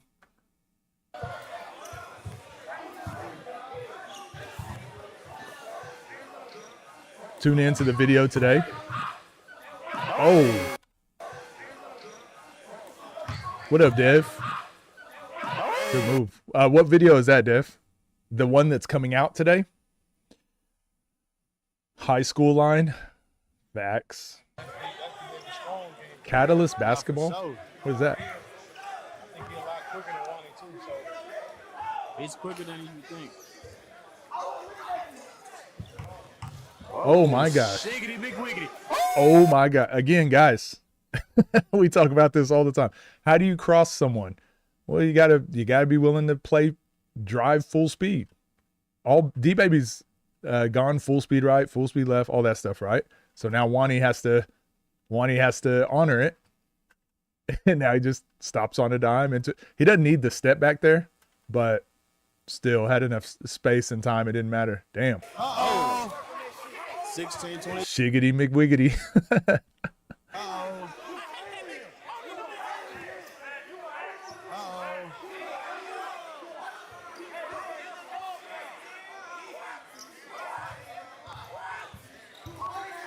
Oh my gosh.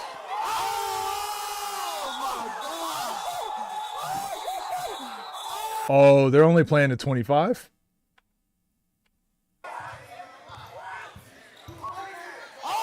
Damn.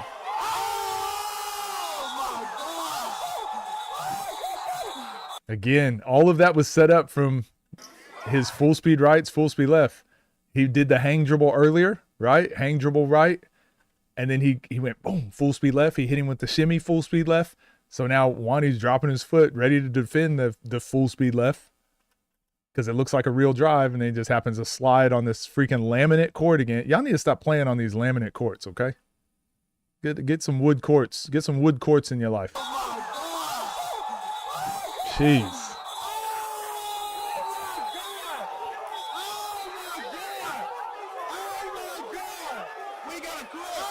Are they going to 30 or 25?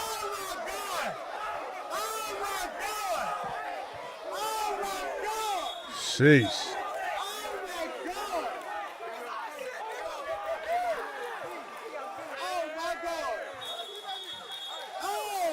All right, they're still playing. I'm about to say. Yeah, they acting like that was game winner. I was confused.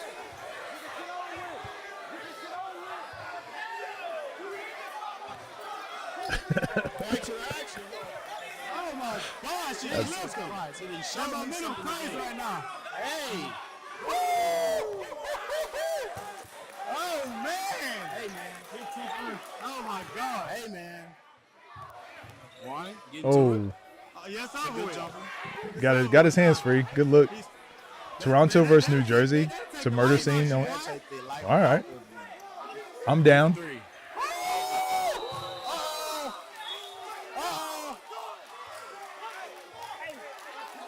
Deebaby just doing anything now, huh?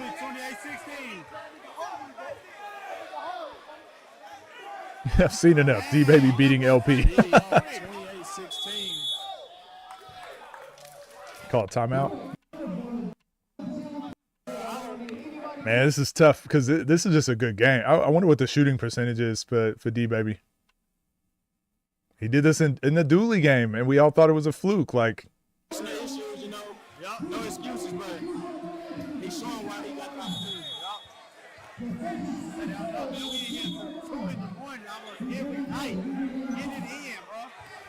Let's see if we're going home. Oh my gosh, the bell. Say, man. what the hell? He got this from Nas? The hell? He get this from Nas? What are we doing?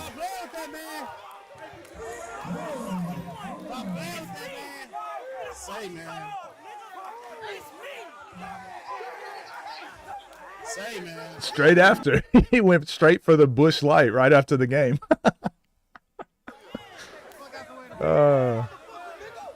Who got my Miller High Life? Where's my Miller High Life? Oh, it's warm, but I'll still drink it.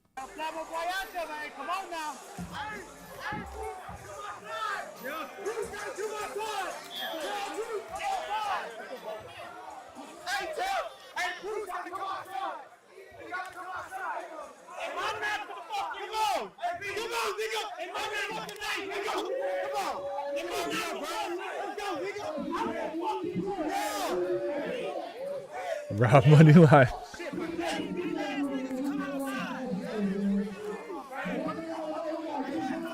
Bro, Deebaby, man.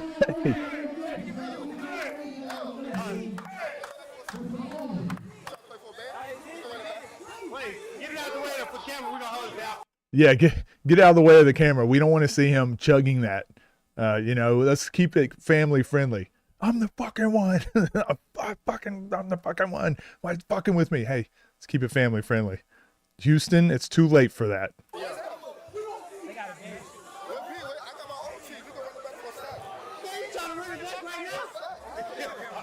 Wanie wants to run it back.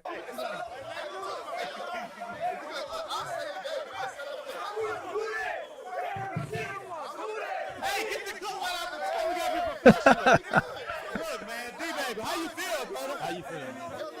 I told him before, my baby mama cut my son's hair. I'm mad at everybody. I'm mad at everybody. Last time when you came here, when you be doing, you said it was your son's birthday. So, hey, 30-16, brother. 30-16. I'm already on the score, and AK, there you go.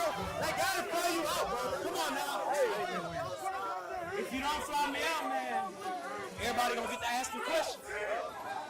We gotta see what's going on, man. Hey, that 3-on-3 shit, y'all finna respect this shit. Hey. I came rough and everything. I usually have my hair done, haircut, dreads retwisted. I came rough. We came to the dog pound, man. This shit get like that. Hey, talk your shit. I love this, man. This is why I love the one-on-one scene. Like, you can be the villain one day, and now you're the people's champ. This is I love this, man. And the work is showing. They ain't woke yet. But guess what? I know I'm getting seasickness from this banner moving back and forth. Today's Saturday. I'm gonna be right back in the gym tomorrow night. This shit in the past now, bro. This shit in the past. I'm ready for next. Who next, brother? Who you got next? Hey, the people say they want me to play Bruce, man. I've been told Bruce to come outside 2 games ago. Oh, yeah, Bino back too. I told him I'm gonna see him soon too. Man, shout out D-Bet. That's where it ends right there. I didn't cut it off.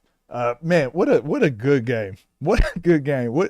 Hey, good game from Wanie too. It doesn't look like it in the score, but he definitely found some stuff that he can just rep out. Like, Wanie's right there. He just got a couple things to add to his bag, but I think he found some stuff that game. But man, hell of a game by Deebaby. We all know it's not a fluke now. We know it's not a fluke. I'm looking forward to that Bruce Deebaby game. Let me know what y'all thought. Damn, what a game. What a game. Shout out Deebaby. Mid-range, Deebaby is actually good. He was terrible in Battlegrounds, but he's the real deal. I agree. Hey, I'm a believer. Dev. I'm a believer. How tall is Deebaby? I'm not sure. He can play Fombi or something. Well, he's playing Bruce. He's playing Bruce in OTD Elite, right? Houston, we have a problem. You're late. What up, Sterling? Sterling Archer. What up, Amir? Amir in the house. What's up? Asking for the run back after nearly having your score doubled is crazy. Yeah, give it 10 minutes. Give it 10 minutes. Let him finish his interview, and then we'll get to that. Bino would be a good game as well. Something still happened to his son. No, he did. He said that. He said someone cut his son's hair, and he's not happy about it. He said he's pissed. He said that before the game. You think I'm making it up? I am not making that up. It might be Bruce, not gonna lie. It's gonna be a good game. Shoot, I don't know who's winning, but it's gonna be a good game. I'm here for it. Cinema. So we got one more Ball is Life game to catch up on. Dev said the new one that drops today is really good. Maybe we'll watch it, but we'll upload it later. Yeah, his baby mama cut his son's hair. That's what he said. That's what he said. I didn't want to put his business out there, but I guess he said it, right? This was Nola versus Philly. So we're going to watch this one. Nola versus Philly. That'll be what we're watching next. You have a good one. Good night. Peace, Leo. Deco, what up? Damn, that was a good game. That was a fun game. Also, shout out TSF Sports for that camera quality was so much better. So good. Whatever happens to his son gives him 30 plus attributes. Yeah, whenever Bruce plays him, Bruce better go unplug his phone. Make sure his phone isn't charged so he can't get any updates from back home. So he doesn't have any excuses. What up, ECA? Or EC? Love from Kuwait. Need to travel to work first? I got you. We'll be here. All right. We'll watch this one.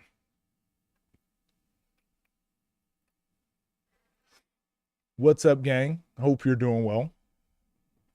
Philly. Nola, ball is life. He got in his face and things got heated. Lamar Peters and Scar clash in epic game. Go like, go subscribe. Let's check them out. It's Toronto. Kenny versus Kenji. Is it good? Is it funny? If you want a good laugh, maybe we'll check that out. This is Toronto.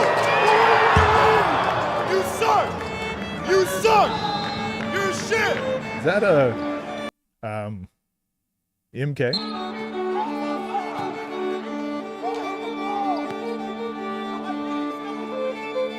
Sim with the clear, wide open Trey ball. Get it out the net. Get it out the net. Ooh. As the season moves forward, the pressure only grows. And now, every game matters more than ever. Philly versus New Orleans, two teams desperate for a win. Team Philly may not have the record to show it, but anybody watching knows the truth. They become one of the most dangerous teams in battlegrounds. The chemistry between Scar and Jamil is undeniable, and Scar's evolution happening right before our eyes. Every game, he continues to reach another level. A team capable of beating anybody when they're locked in. But standing across from them, New Orleans. Still searching for their first breakthrough, and led by a player we already know could take over at any moment, Lamar. Coming off a performance that was nothing short of spectacular. Now the question becomes, can the rest of New Orleans bring the firepower we know they're capable of? Because while these two teams battle for survival, DMV and Tampa are beginning to separate from the pack, which means today, this game means more. Philly versus New Orleans. All right, I'm Ball's in. Life family, I'm what's in. happening? And welcome back to the channel. We are coming live from the 6 out here in Toronto. I'm your host, Bonnie Brooks. I'm here with Dev the Lab. 4-0, 3-0, 1-2, 1-2, 1-2. We're here for the championship day. Dev, what are you expecting today? Well, we got another game with Philadelphia and New Orleans where sometimes you don't know what to expect. If you get an aggressive version of Lamar, it's going to be an explosive matchup. If you get explosion from, in terms of ball handling and the shooting, if you get that from Scar, it'll just be a fun matchup all around. So here we go. Let's. Yeah, the MK stuff. I just think he's a goofy goober. I don't know if he needs any attention. Oh, okay. Smitty right to it, huh? No passes necessary.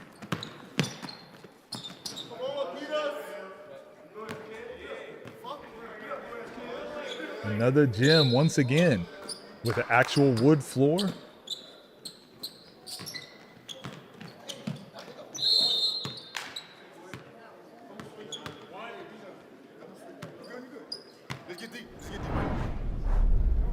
It's like how Scar is. I'm about to say, where's the audio? Play right now. Sound like they're playing in a fish tank. Early from the free throw line, and it's good. Bijan was iced out of that first game, so it's good for him to see one go through early now. Playmaking Jamil. That's Bijan. basketball. That's phenomenal basketball. Out to Scar. Ooh, travel on the play. Block jumpers, bro. Wow, you gotta be more decisive for Scar here. Those plays could be costly. Oh, I love it. It's a good sign when LP talking trash early. 3. Back out to LP. KD. Great little peel switch right here. So again, this is something you guys can learn to implement into your whatever level of basketball you play. But Scar getting beat, Bijan picks him up. And then Scar takes his man. Obviously tries to stay down, but You want to see KB take that one. He has to stay aggressive. You talked about him being the X factor for this team. I believe the same thing. KB against Bijan. Gets to the fader, off the glass, no good. Let's see how this gonna go. Deep three from Scar. the camera angle. The KD camera in the angle. Just as a basketball fan, I hope Scar gets Lamar on the island and vice versa, just to see, you know, just see what will happen. Good shot by KB.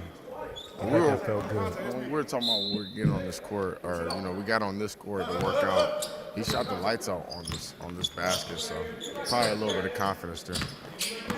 KB looking to attack against Jamil. Gets to pull up. Around the rim and out. Jamil back to Scar. Corner three, short. Yeah.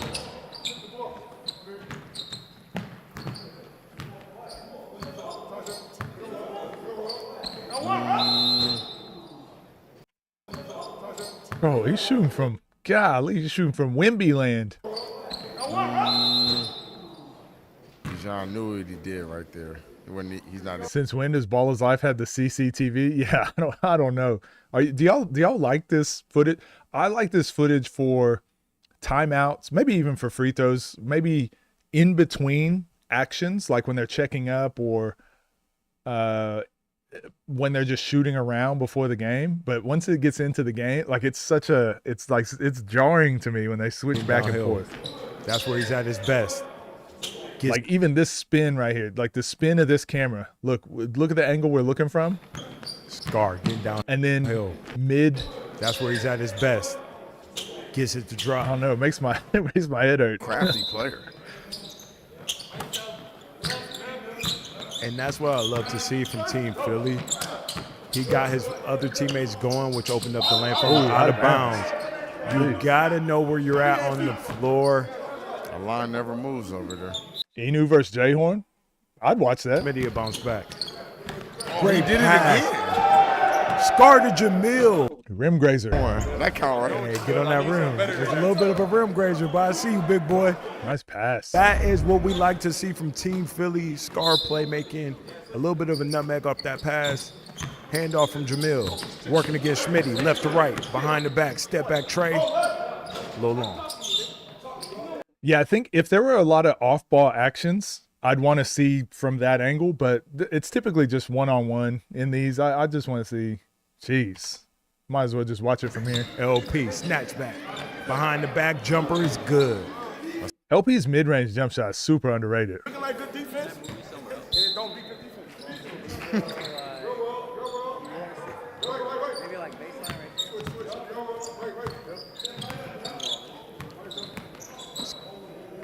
LP from deep. Not this time. 1 point ball game right now. Team Philly with possession. Over to Bijan. Step back. Jumper. Money. What? That's a tough bucket by Bijan. Same shots he was hitting against Day-Day. In the first half.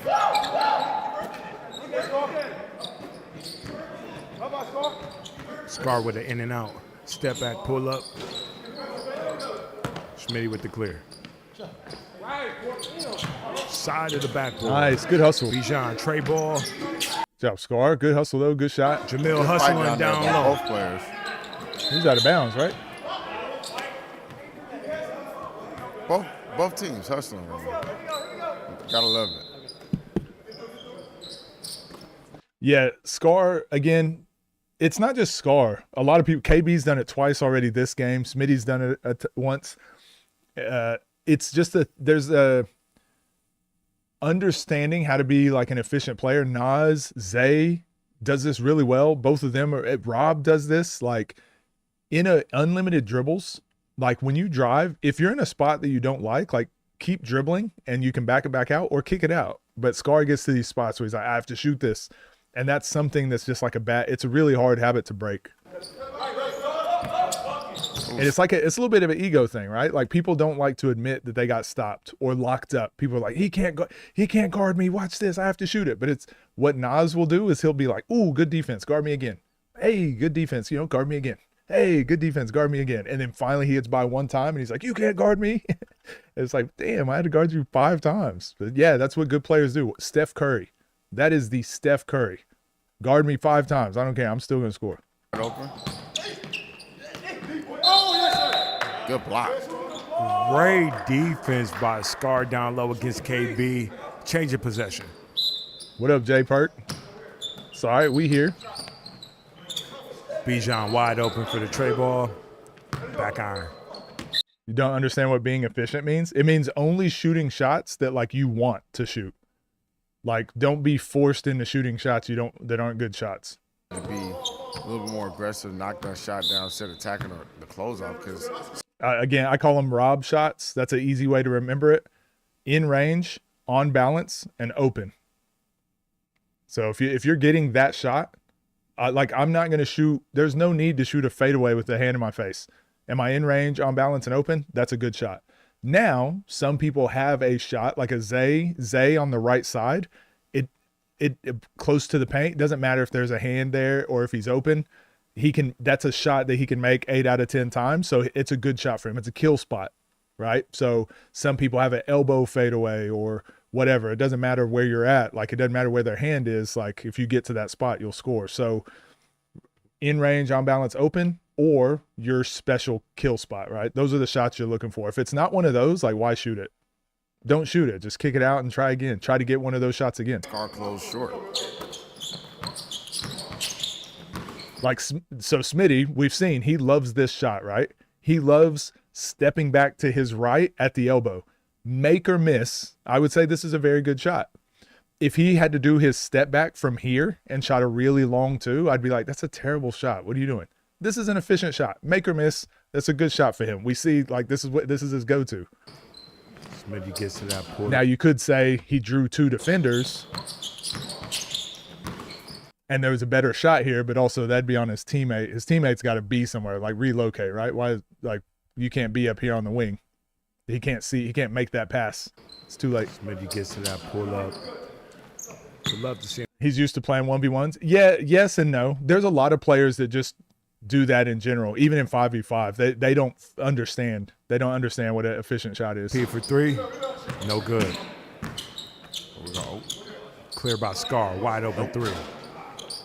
I like that shot though by Scar. It didn't really seem like he forced it. KB for 3, top of the key. And again, they're missing all these shots, but these are the shots they should be taking. They just need to get better at making these. So they need to rep these out more because these are efficient shots. Catch and shoot, open 3s. But we don't see a lot of people that hit these at a high percentage. Bino does because he's used to playing 5-on-5 at a high level where that shot's needed. Scoob is really good at hitting those shots.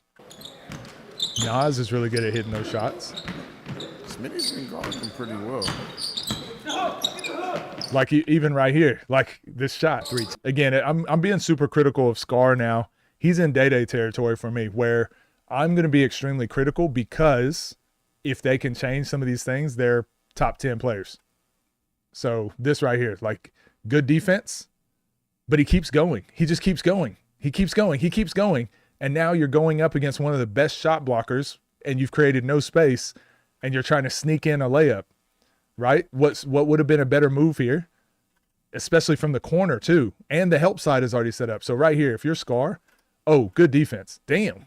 Oh, I tried to get him here and he stayed with me. Hold on. I'm going to back out. I'm going to get up to the wing. Maybe you pass it, relocate, try again. But like from here, look at even LP. Look where LP's at. So even if you get by Smitty, like theoretically, there's a help side defender. Even if you did beat him here, there's still someone else there. So it's like, yeah, just back up, move it on. But he just keeps going. And now it's like you're driving into 2 people and probably the best shot blocker in the 3s. And now you've given up. Now you're giving up a transition 3, a high percentage 3. So you just took a really low percentage shot and you gave up the most efficient shot in the 3v3. So it's just that sort of mentality. You got to be able to make those calculations constantly, all the time. 8 to 9. Bijan finds him down low. Should be easy basket. And it ends up not being one. Good. Struggle bus. Good hustle. Yeah,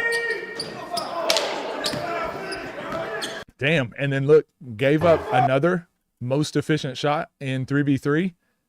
Has an opportunity to go get one themselves. And it's like, nah, hold on. Let me catch my breath. It's like, that's great that you're catching your breath. But now you've got one of the best shot blockers on you. And now the defense is set up. So again, those are those quick decisions that, yes, you're tired, but go get you an efficient three. And if you make it, you get a lot of rest. If you miss it, like at least it's keeping them on their toes. But yeah, anyways. Possession. Don't use your energy on trying to go one-on-one, and then not use your energy whenever there's a chance for the most efficient shot in 3v3. So I know I'm breaking down a lot of this, but this is how my brain works when I'm evaluating players. Philly with the rock. Bijan, look. What up, Bijan? One versus KB. Step back three. Gets his own rebound. Rim looks a little high for those guys. All right, they got it. We just watched your game yesterday against Day Day, or we just broke it down. Congratulations, man. You went over there and represented. Big win. All right, 8-11 team Philly up. Both teams struggling. What are you going to do to get them back into it? Or either team, like just get them going. It's a bit of a track meet right now from both of these teams. If I Oh yeah, I'm not watching all three timeouts. We'll watch the players, I guess.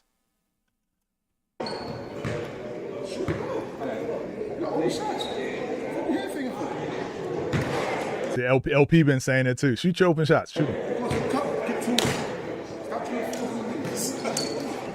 Fresh off the plane legs, took you a minute to warm up. I couldn't move at first. Yeah, I heard you got in late. Was it dark in there? Like, did that bother you as well? Did it take a second to adjust with like the darkness? Because it looks super dark for your game, and I think I don't know if they changed the lighting in there for the later games.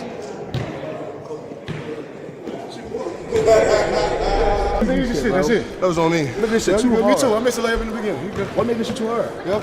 Then this can't guard.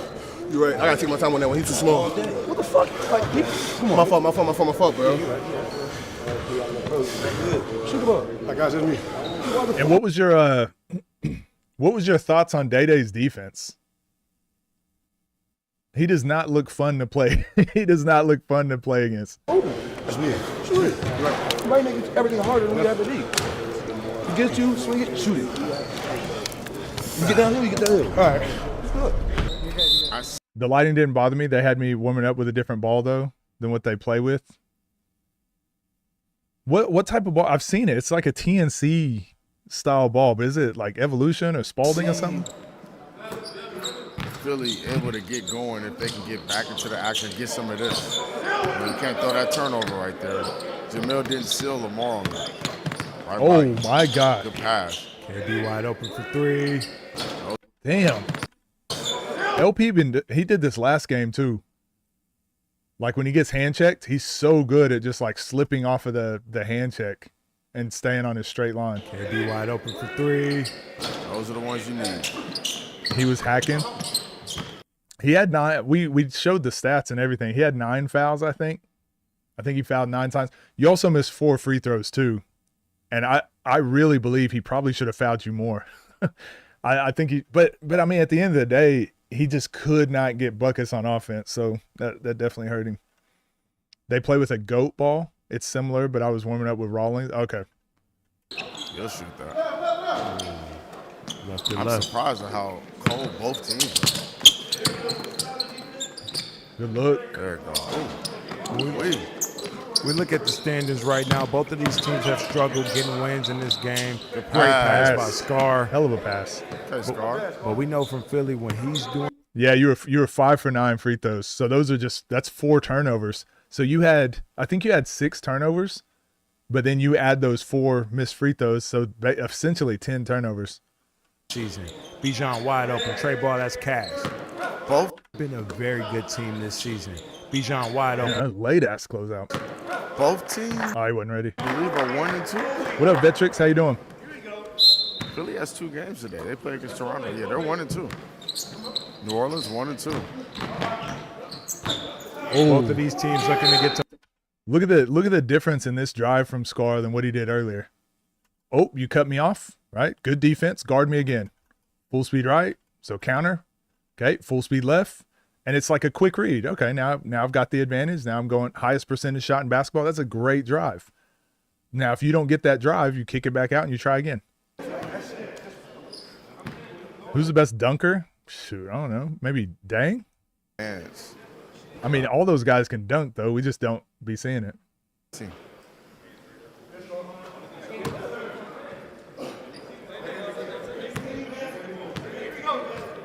Florida, I believe, is currently 4-0. They are. DMV is right on their heels, 3-0 right now. Scar, floater. Yeah, after what you saw, how you feel about your matchup with Reese now? Did Bijan block this? You only, what was I about to say? Oh, he only fouled 3 times. He was not playing physical on Cam at all. So if he plays that way against you, I don't like that. Upper corner 3.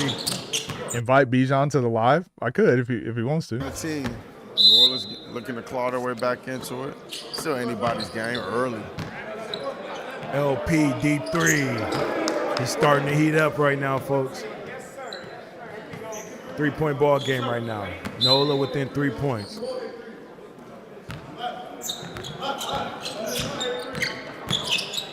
LP with the hesitation, getting downhill, loses the rock. You don't play enough defense? Yeah, that's what I was saying. A lot of people were saying I was hating, but I was like, man, there was a few games I'm like, man, there's not enough defense going on. Okay, refs are bringing it in, looking to talk about it. I don't respect this. But listen. Okay, Let's see if the refs Just can on get your it right phone? here. Well, I mean, we could finish this game, and then I could jump on the streaming platform. We could do like 30 minutes or 40 minutes or so. Or do you need to be somewhere?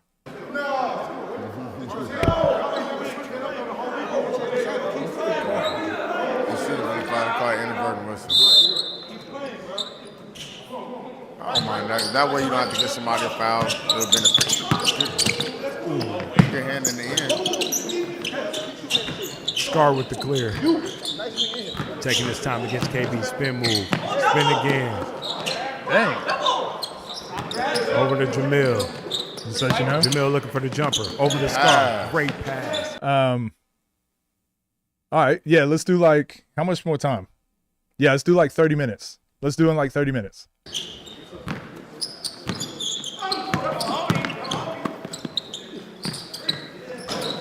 I really think Smitty's just doing a good job of defense. Oh! I really think That's a big body. Jamil just walling up. That's a big body.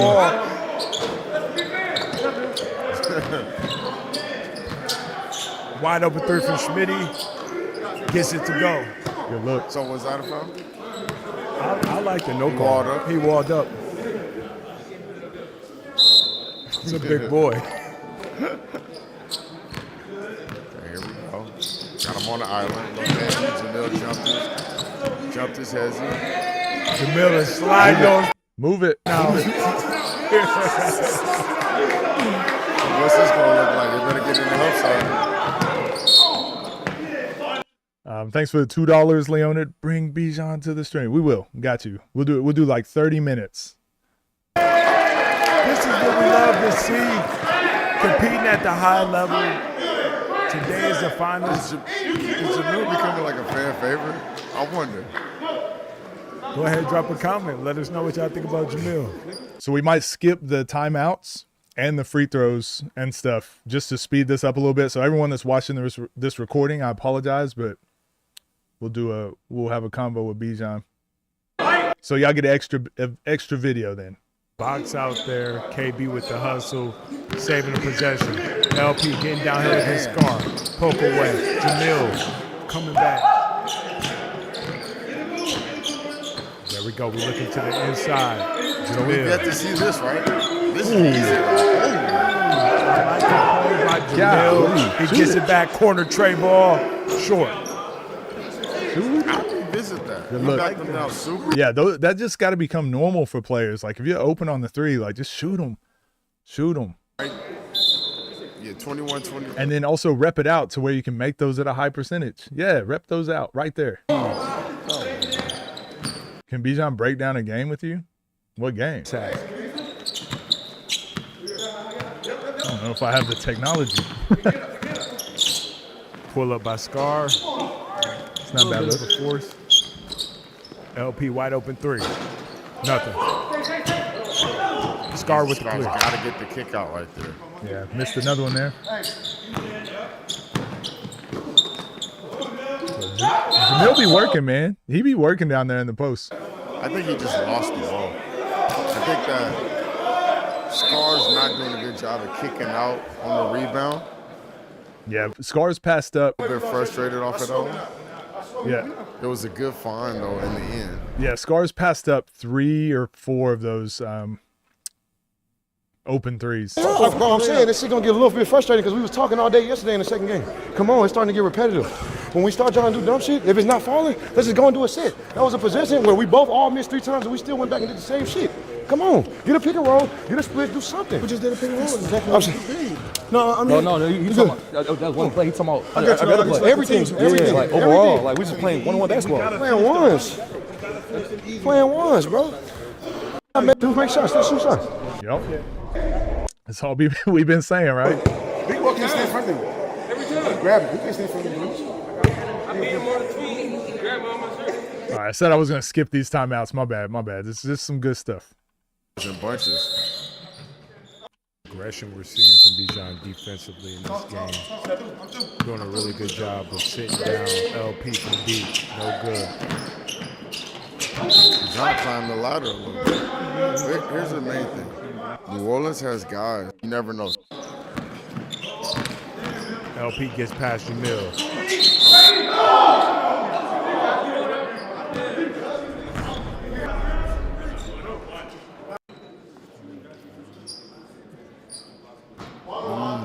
Turnover. Over to Jamil. There we go. Get some movement. All right, nothing on. Good. Oh, I love that one. Oh, he's got to finish. But that's a good possession. That's a good possession. Now Scar's going to look to get aggressive, but you got to find Jamil down low. Oh, I didn't even look at it. Great pass. That was a nice ass pass from Scar. It looked like an accident. That was a nice pass. Man, that was scary. Great patience by Jamil to get the finish, but good read by Scar. He really is a talent, Scar is. Deep three, Bijan. They're getting such good looks by just move the ball. Just move the ball. Sometimes good things happen.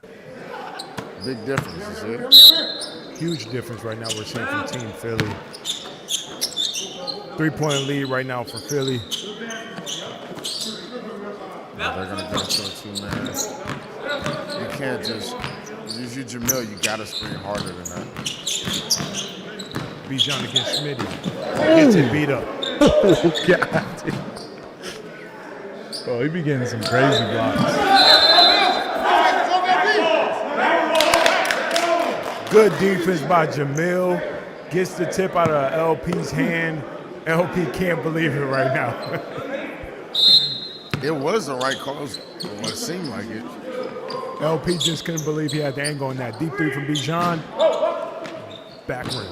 As much as Bijan was calming Scar down, tell him not to take bad shots, he's got to do the same thing himself. That's a foul. Move. Free. Because all the guys, you know, they're one-on-one guys. Smitty can't get one to go. Right?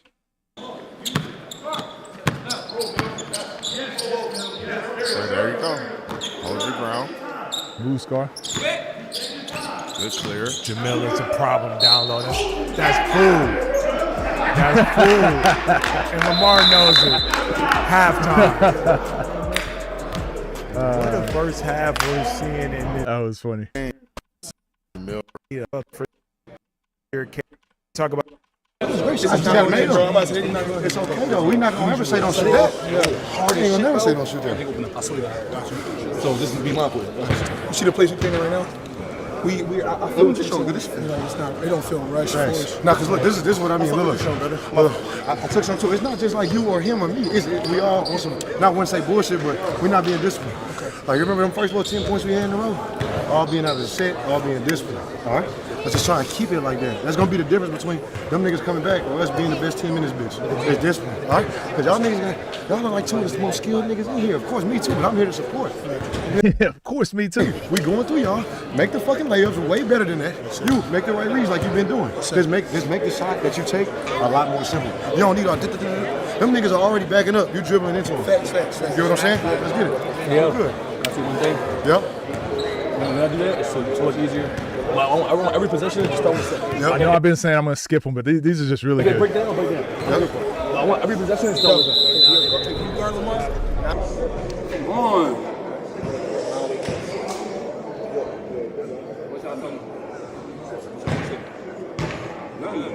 We're great. We can win this game by 15 points. They look so sad. We gotta lock in, make shots. Free throw. We gotta take open shots. We gotta make them. Nigga, high level basketball player, we gotta make open shots. We have to Bro, both timeouts saying what I was saying. make open shots. Basketball is simple. Start falling. You make the easy one.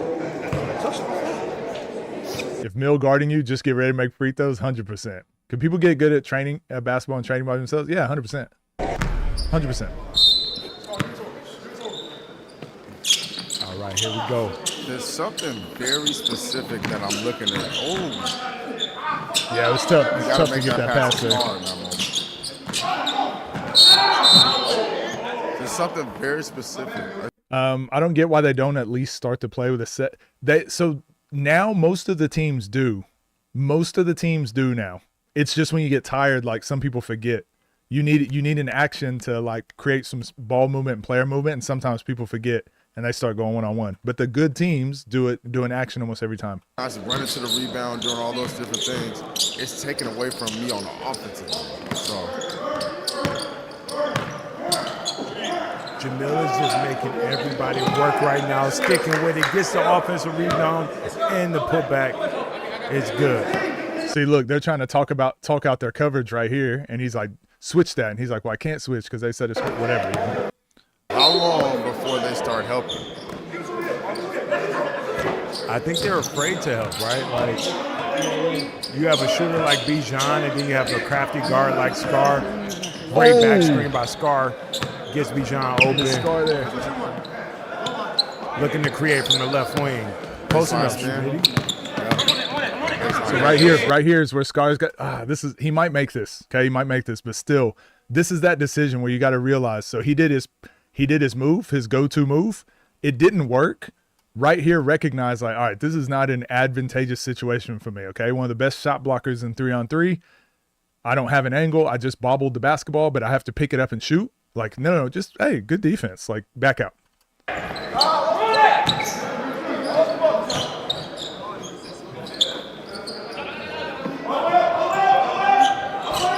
LP. A little bit of a Tim Hardaway. LP. UTEP two-step. He left Jamil. A little bit of Damn, this hit the rim on I think. Hardaway. To the rim. They hit the rim. Damn, that would have been nice. Great. Look. Pass. All right, now you got to lock in and make this. That was nice. What a play by Lamar Peters, but he sells it off the pass. If they would have finished that, that was one of the top plays on this season. But Jamil goes to the free throw line and converts. When you're looking at me like, sold another one. Let me know when I get a chance. I got you, Amir. It's probably gonna be tomorrow. It'll probably be tomorrow.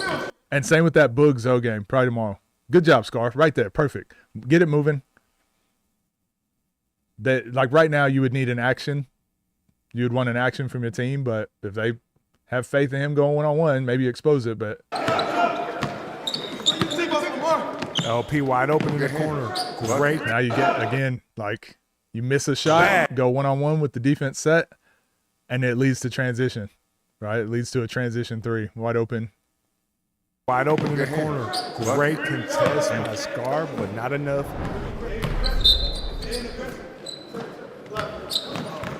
5-point game right now. Oh, he LP missed with the 3. Ooh, drafted here. Somebody close the door.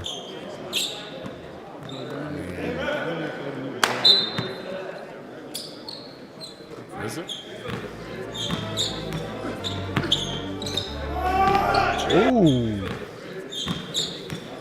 Good job, Scar.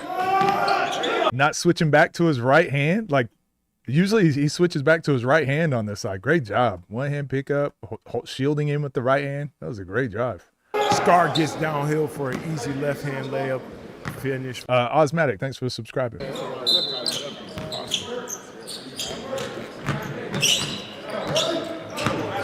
Scar again with a little bit of a rondo. I like that fake by Scar. What was the difference between this shot from Scar? What was the difference between this shot? Yes, he's still being defended. What's the difference between this shot and that baseline fadeaway? Right, the baseline fadeaway contested 2 is like the worst shot you can get in basketball. But this second highest percentage shot in basketball, right in front of the rim. Yes, it's like contested, but you can make 8 out of 10 of those. I like that fake by Scar. Just being able to make those calculations like really quickly in your head. And that's all started by Jamil just drawing all the attention. And yeah, it's a tough one, right? I'm telling you, Mills got to get into action though. Like as he's screening them, as Scar's coming off, he's got to roll or do something, but he's just kind of standing there.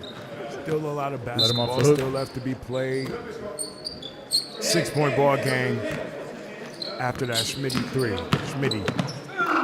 Damn, just athletic. He's athletic, after man. That Schmitty 3. Schmitty. He's so athletic.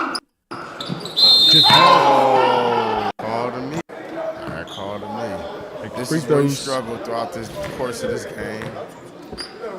Can he get one to go right here? There we go. Still, like, it's only a 2-possession game. As he can hit 2 threes, you got to stay on top of it. Pull up. Automatic. That was a 2-pointer, right? Yes, sir. 30 to 33. You got to be careful here if you're Team Philly. You can't let Lamar Peters get going in this game. Jamil is not letting them set that score. Remember how I was talking about winning your spot the other day? Maybe it was yesterday, but I was like, you can, like, if you don't want to have to guard a pick and roll, like, you can also just win your spot. So watch Jamil. As Smitty's trying to set this screen, like, don't let him set it. Win your spot. Now look where this pick and roll does happen. Now look how high he is. Now look what Scar has all these options. Scar can like go under now. And now LP is forced to shoot from way out here. I know he can make these, but instead of that screen happening on the 3 and you go under, that's a way better shot for LP, right? LP from deep. If he's hitting those, you just got to live with it. Team Philly has played. Tie ball game. Equalizer LP. Behind the backs of Smitty.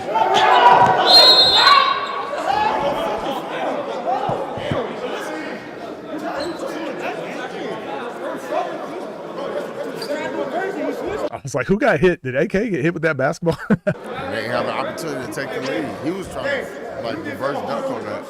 What a pass by LP. Let's get a replay on that. That was nice. Ooh, that's a dime. Schmitty to the line. Oh, he's starting to find it. 34 to 33. New Orleans with the ball in play. More up top. Half court with it. Calling the parking lot Peters. Definitely can shoot from there. Gets to the basket. Kicks out to KB. KB catches shoot. 1-2. Couldn't get it to go. Pass.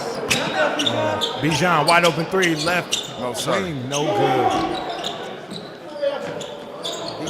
Man. Great block by Bijan on LP. KB with the save.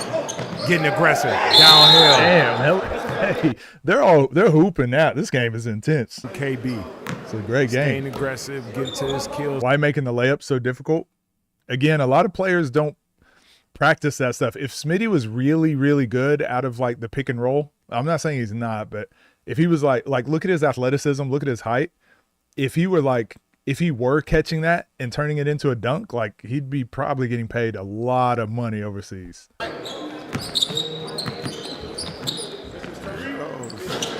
That one. But that's like a really tough skill. It's one of those ones that seems a lot easier than what it is. Another three. Can Philly get back in it? Oh, shoot. Bijan changing the pace a little bit, slowing it up. Okay, take your time. You got what you want. Okay, honestly, might have been a good foul. Yeah, a great foul. That was a bucket as well. And if you're Team Philly, you got to keep doing that. That's his move.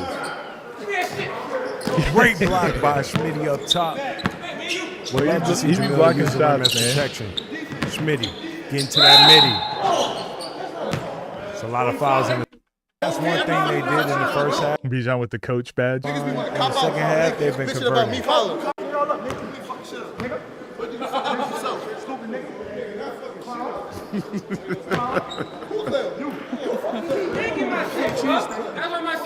Three-point ball game right now. Nola up. Well, Jamil and Lamar's talking, so he's trying to get that switch. He's gonna be Philly cheesesteak in this bitch. He's gonna be Philly cheesesteak in this bitch. You heard me? Nigga, I'm Philly cheesesteak. Take that shit from there. Lamar Peters putting on the display in the second half in the parking lot. Oh.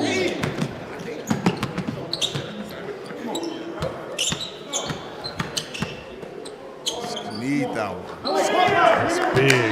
That was a big shot. Now talking right back. Team Philly. Air Cages, what up? Three-point ball game. Chat, we got a good one. Go ahead, drop a comment. Who y'all think gonna win this game? Step back three from Scar, no good. He can't get into that one-on-one game with LP.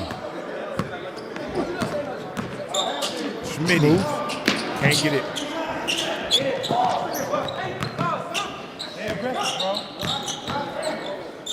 Oh, man, that was a shot. Great pass to Jamil. And he gets a bucket to go.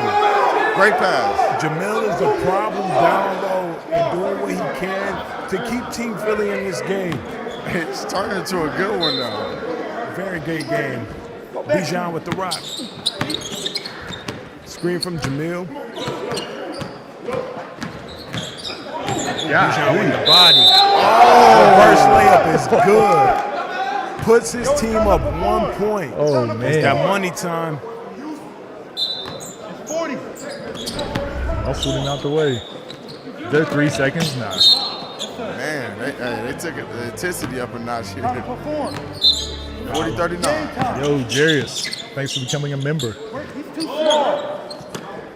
What's going on? Double foul. There we go. Yeah. In the game.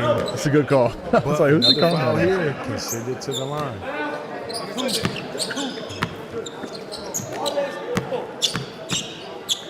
Bijan on the attack, takes the contact. Really, though? That was...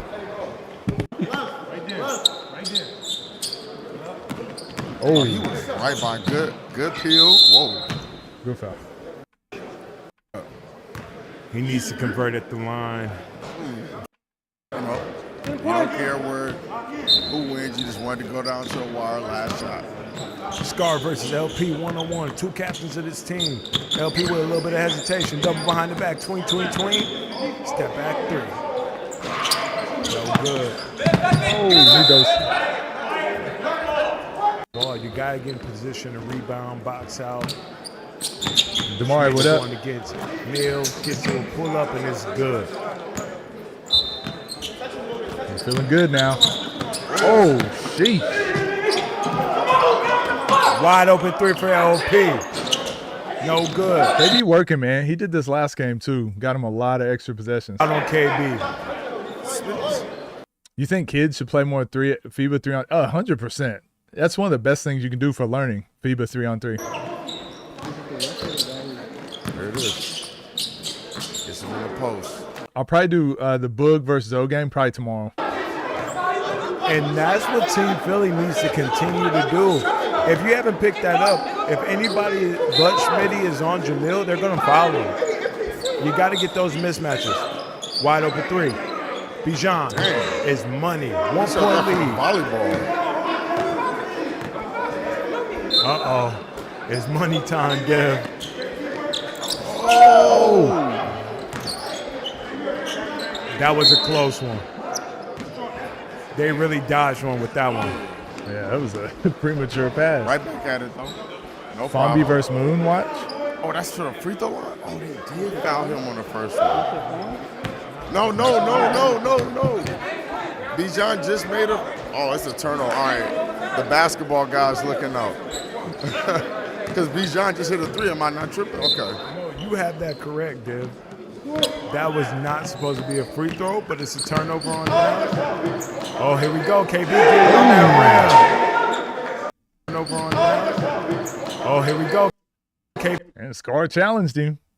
Is that a poster? getting on that Lamar is just blowing by me.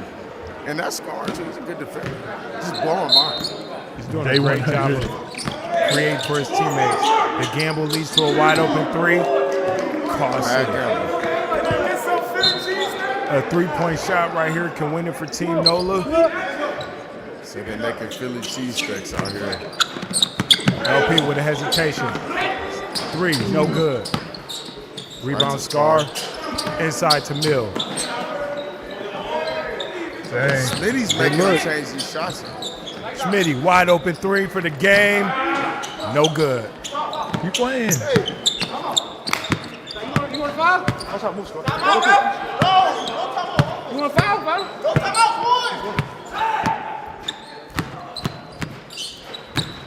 Bijan against Smitty, getting downhill. Is LP faster than Cam? I don't know. I haven't seen Cam in person, so hard to tell. But he's very LP is very explosive. I'll say that. I don't know if Cam's as explosive as LP.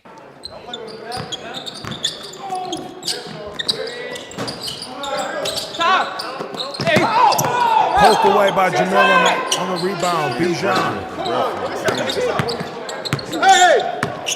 LP wide open for 3. He looking for the isolation. Good foul by Jamil. Who'd be a good matchup for LP right now? I don't know. I feel like there's quite a few. You gotta be careful here if you're Team Philly. Be sure not to foul, Team be a good not game? to give up any 3-point shots. LP getting downhill and 1. That's what happened last game with Toronto. That's why we lost. I ain't calling it. Should be 45-49. Think Cam is more explosive? Really? Maybe. I don't know. Scar with another gamble. Some bad gambles, man. You can throw it up. Some bad gambles, man. You can throw it up. That might be clean. Teammate, man. Appreciate it, though. Oh, Scar fouled. Foul on the play by Team Philly. Smitty to the line. Ooh, It ball is game. good. Good win. Team Man, that was NOLA. a good game. That was a really good game. Man, these 3-on-3s just keep getting more and more intense. I love it. I love it. Let me know what you guys think down below. Will I ever break down FIBA 3-on-3? Yeah, for sure. For sure. The problem is a lot of the higher level FIBA 3-on-3s just get copyrighted straight away.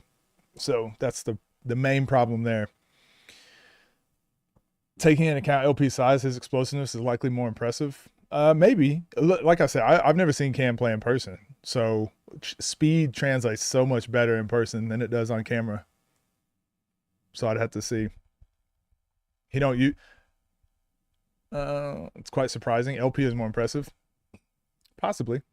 All right. So what I'm gonna do? So I'll probably have we'll do a call with Bijan. Bijan, are you still in here? If that's the case, I like doing the conversations from the other setup that I have. So I might shut down this stream and then start up a new stream. So I'll send him the link and we'll join that rather than doing it in Discord. Because when I do it in Discord, when I do the streams in Discord, pause for all you weirdos, okay? It doesn't look as professional, I guess. What is New Jersey overall record in team settings? 0-4 right there. 0-4. Not good. Not good.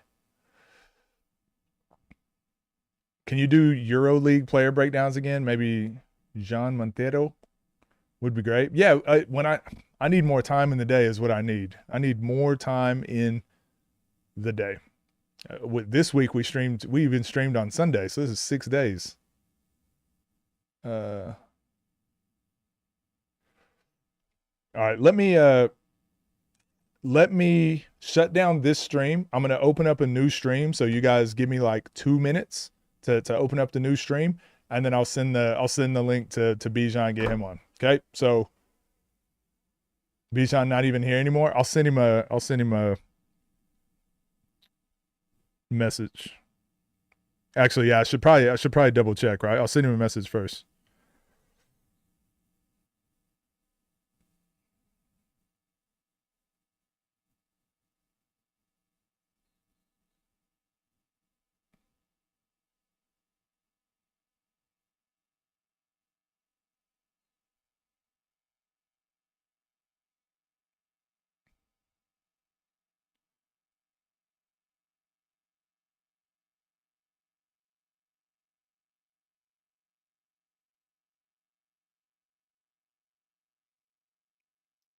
Yeah, I'll double check. We'll double check with him real quick. If he gets back to us, then I'll switch the stream over. I'll switch the stream. Looks like I'm milking a cow. Boog switching the chat. Really like the past ones, like the THT one. Oh yeah, that wasn't too long ago, was it?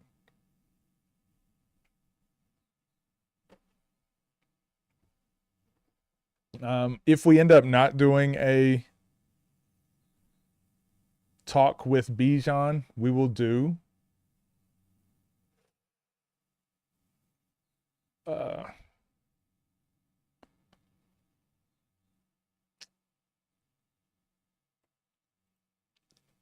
what are they? sell.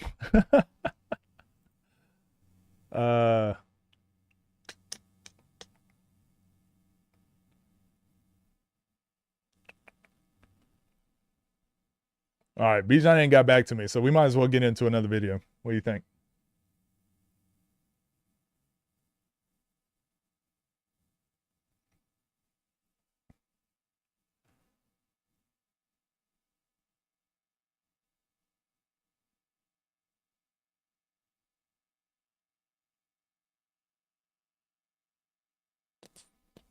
All right, I gave him 10 minutes.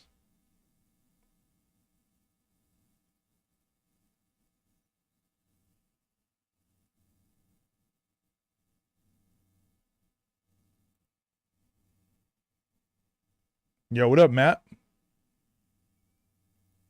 Do the book game right now. That game, it's just now come out, right?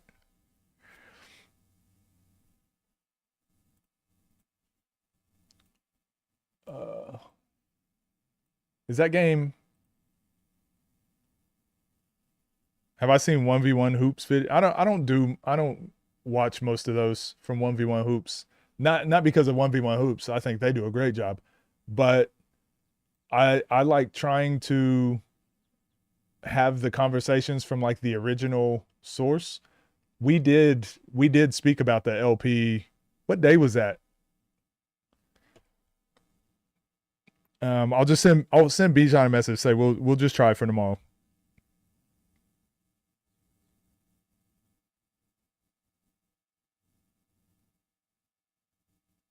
I'll send him a message. We'll just try for tomorrow. Yeah, we spoke about the LP. Actually, I got a video coming out today, right? I think, but we spoke about it the other day.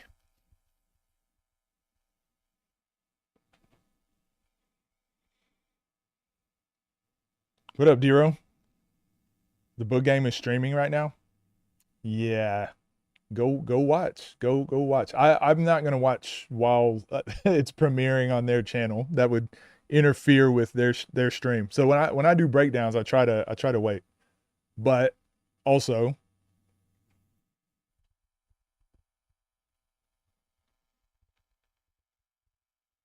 We watched Davo's live. No, we just talked about, because I think Court made a post, and so we looked at the post and we just gave our own thoughts. I watched the live myself, and I think most of the people had watched the live, and then we talked about it. All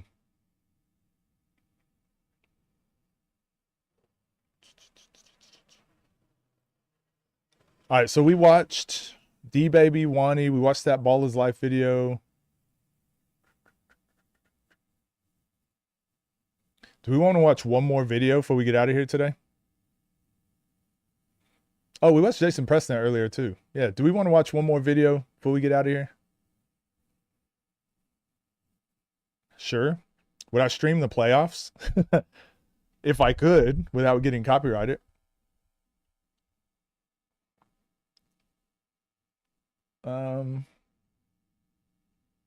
Who did Wani bet 10K with? With no good. With no good.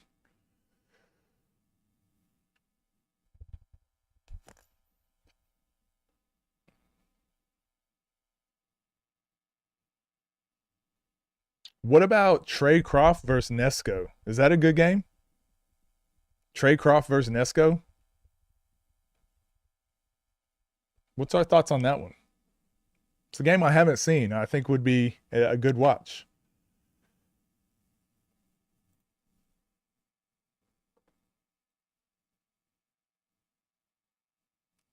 Sounds good. Yeah, let's watch this one. Anything but Fomby Moon would do. All is not well. Damn, mister. Sorry to hear. Sorry to hear. What's up, gang? Hope you're doing well. This is a video I just randomly realized I haven't seen. I thought it would be a good game to watch before we get out of stream today. But this is, he's the YouTube killer. One of the most skilled 1v1s of 2024 got scary. Nesco versus Trey Croft. Do I ever watch old one-on-one games? Never. Go like, go subscribe. We forgot to like the video. Go like, go subscribe. Let's get into it. There be Nesco, man. It's a lot to guard, you know. I'm a dog, both ends of the floor. Yeah, y'all gonna see though, man. I don't want to spoil it for y'all. I'm here to let everybody know I'm Trey. You know, you gotta come with it. I'm a dog. I know everybody expecting him to win. It's gonna be a dog fight. It's about who gonna be making shots, who came to win, who wanna win, who got that real dog in him. It's gonna get gritty out there, I know it. So, may the best man win. He's supposed to be a top dog, so when I knock off a top dog, what am I get it. I'm gonna be honest. I didn't realize the old games had these type of build-ups in them too. Yes, I'm gonna be a top dog too, right? Oh, they got Davo in there. Davo pulling the trigger on Nas. Trying to see what this chopper do. After I modify, trying to see what this Glock can do. Let it ring. Oh, I definitely can't play this music, by the way. So I'm Trey Croft from Anniston, Alabama. they got intros on top of intros. You see, man, y'all know what's going on. I ain't gotta say too much. Feels good getting back in rhythm, man. Got a good workout in this morning. I'm feeling good, man. I'm happy to be back on Ball is Life. This was OTD versus Ball is Life? Oh. I'm happy to be back, though, man. It feels good, you know, as a kid, every morning waking up, watching Ball is Life. That makes sense. That makes sense why this logo is down here in the corner. It makes sense. Okay. I'm learning. That you see every day playing on there. I always wanted to get a mixtape or be a part of it. And now I'm here and it feels crazy. It's a good feeling though. So I'm back again. I'm here to stay, really. You know me, man, my approach is just to go out there and be Nesco, man. Try to dominate the game, get some stops, make some shots, and secure my team a dub for us. I got Nesco. Yeah, I know everybody expecting him to win. But shit, gonna be a dog fight. Real dog fight. Promise. I know that's my matchup. Little crafty, little left-hand guard. I like his game. He creates space with the step back. I just got to go out there and try to make him uncomfortable for real. I seen him play real comfortable against Cam. That was the last game I seen him play. So go out there and try to make him uncomfortable, getting him missing shots, you know. See what that get me. It ain't going to be easy. It's going to be hard. Let's go come. It ain't going to be easy. It's going to be hard. With it. I'm knowing you will. I think I told you guys this. My coach in England, he was like, I was playing good defense against their import. I was locking him up. He had like 4 points. We're in the third quarter, and I'm locking up. Like my whole focus is like, I'm just not gonna let this guy score. And the coach, they called the timeout, and as I'm walking into my timeout, my coach goes up to me. He's like, I want you to he was like scatterbrained. He had no idea what was going on. He's just like, I want you to keep making it tough for him. And I was like, I looked around to my teammates. I was like, wait, so you don't want me to make it easy? And then nobody laughed. Not one person laughed. Everyone was like, and then looked back down at the whiteboard. I was like, damn, tough crowd. They'll come with it. Me, I got everything. Ain't nothing I can't do. No. But when that J get going, and it's gonna be a long day, a very long day. I'm a dog, both ends of the floor. I'm trying to get. All right, man. Jeez, this is intro on top of intro. Sorry. Plus my intro. Plus y'all got a little backstory from me, okay? My bad. Yeah, y'all be actually sitting here watching me. My bad, y'all. I gotta do better. Damn, I can't play the music, man.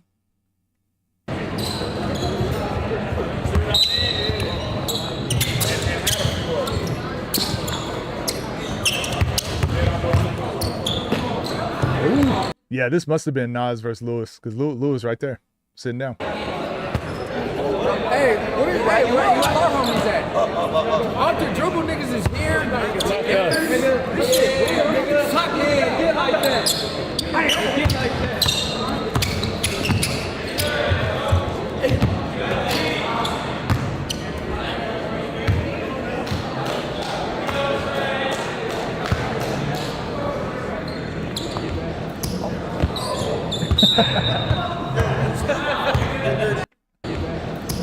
You gotta shoot through it though. What, like, we've been talking about this a lot, right? You gotta shoot through that. These refs, they're not giving fouls, man. Shoot through it anyways. Go by.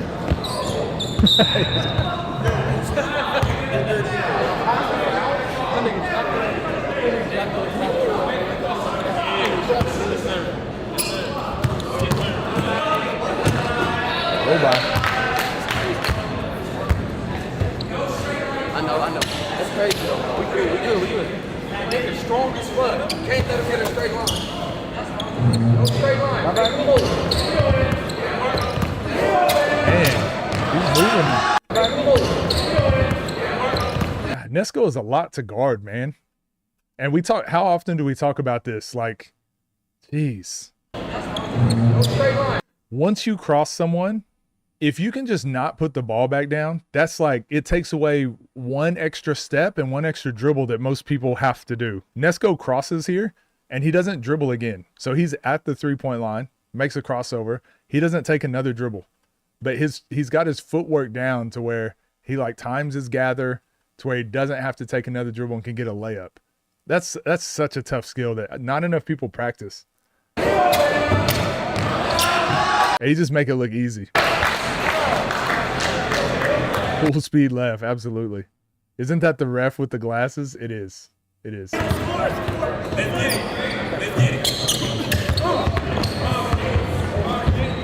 then, again, this is my only critiques of Nesco. He's so good that he does overcomplicate it too. He had him straight line drive again. Right here. This is like, boom. No, like keep going until they stop you. You had him. He had him. But then into a step back, and now Trey gets to play defense. Tough shot. So that's my only criticism. He's so good that sometimes he shakes himself.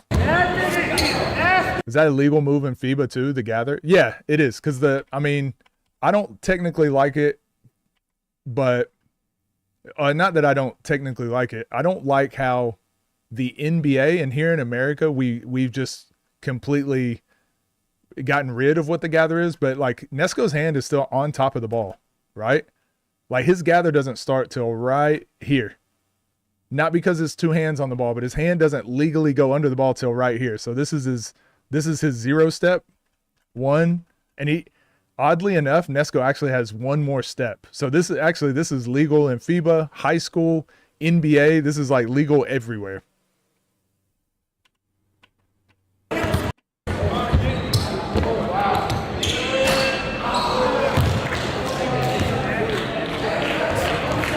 How's he riffing blind? Nasty! Dirty stripper there. Dirty stripper there. My name is Trey Croft. Good. Remember what I was talking about with Wanie? Again, this is like a pro. You could tell some people have refined scoring games. This is very Shea-like. Full speed right. Nesco wins the bump, but Trey just does a good job of create separation and getting his hands free. Right? Gets his hands free, doesn't even get hit on the elbow because he created enough space. Like hands free, open jump shot. Looks simple, but that's something like you got to add to your game if you want to be a scorer. Nah, you battle, man. I like your battle,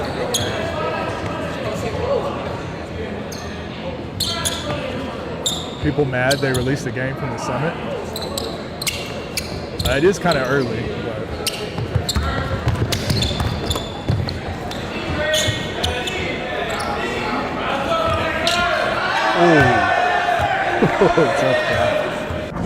Hey, yo, I know this sounds crazy, but this is how you can win something in less than 60 seconds. Come on.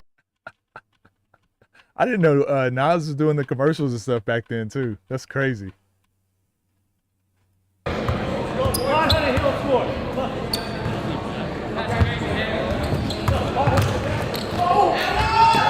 Ooh. Yeah, got him on that straight line drive. Held him off. Nice job.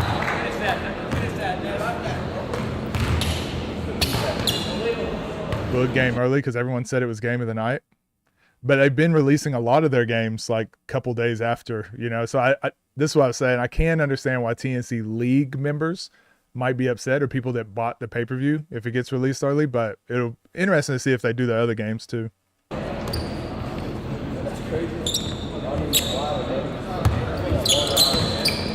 What? What do you think? That's what I'm saying. Nesco got every move in the book. Like he got every move in the book. Be making stuff up.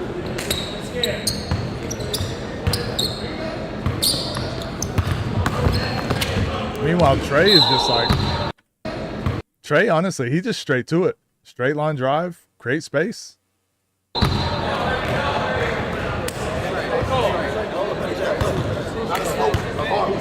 He's seen you do that move before you do it.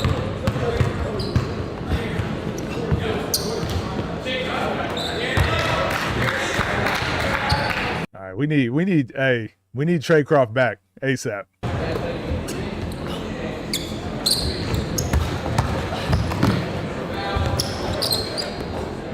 Ooh.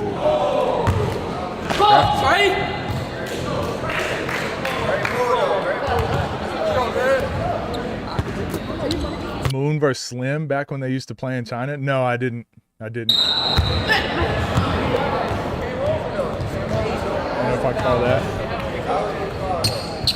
They dropped Summit before Champions. They might not drop all the games. See, this right here, I think Nesco would could dominate a lot of players just playing like this. They're doing what Trey's doing, essentially. Full speed right, boom. Get a little step back into wide open jump shot. Like keeping it simple like that. But like I said, he got so many moves in his bag. He just did the cam glitch. Scotty seems like he wants to do this. He's saying it will give us a better idea of how much players are growing.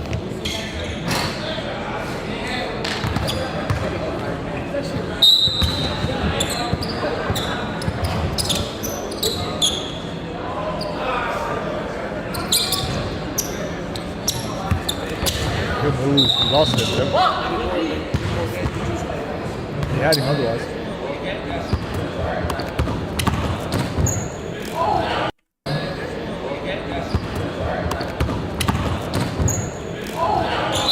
Left. Had him with the left. Stay with him. Damn, how many fouls Trey gonna have this game? I'm saying, 15, $20 more left.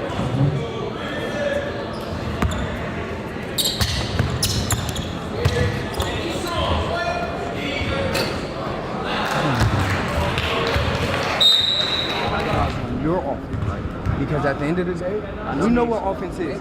It's between you and that rim. you're getting the shots off. It's not like he's blocking you. It's not like he's cutting you off and you're dead. You're just missing. Like, you're getting the stops. Now you got to make them count. When you get those good stops, you got to score. You got to score. Yeah. And we're not looking for no fouls. I haven't seen Slim play a 1v1, I don't think. I think I used to watch him do like park takeovers a couple I've seen a couple of those. I've never seen him play one. But I saw he a little scared of your jab. The jab, the shot. He's scared of your first step because he know you can beat him. First, good jab. Get to that shit. Get to that pull-up, nigga. Has he versus Scar? I don't think so. Shoot through it. Shoot through it. He hit his elbow, but shoot through it.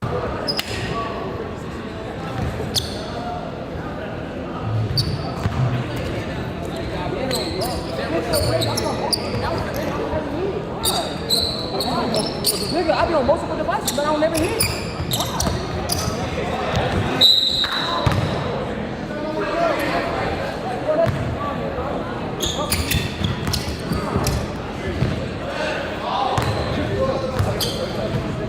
I think Trey just got to keep going to what was working. He exactly what his corner man was saying. He's just missing shots. And then I always say, if you're guarding Nesco, like you got to pick one side of the floor, like push him to one side of the floor. If he can go both, I don't know how you guard him if you let him go both sides. Now he's hitting shots. Yeah, I don't know. I don't know what to do now. Good luck.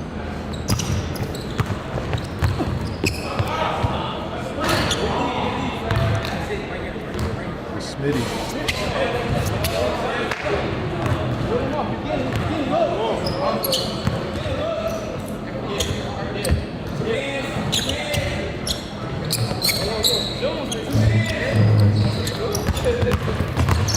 Good defense. Great defense till he grabbed him. That was really good defense.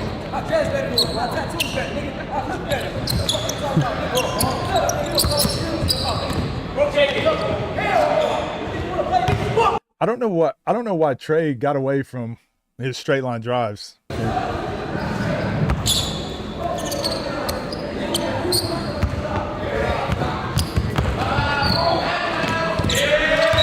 That's what I mean. Like, he just lulls you to sleep with his dribbles. Like, he's worried about the shot.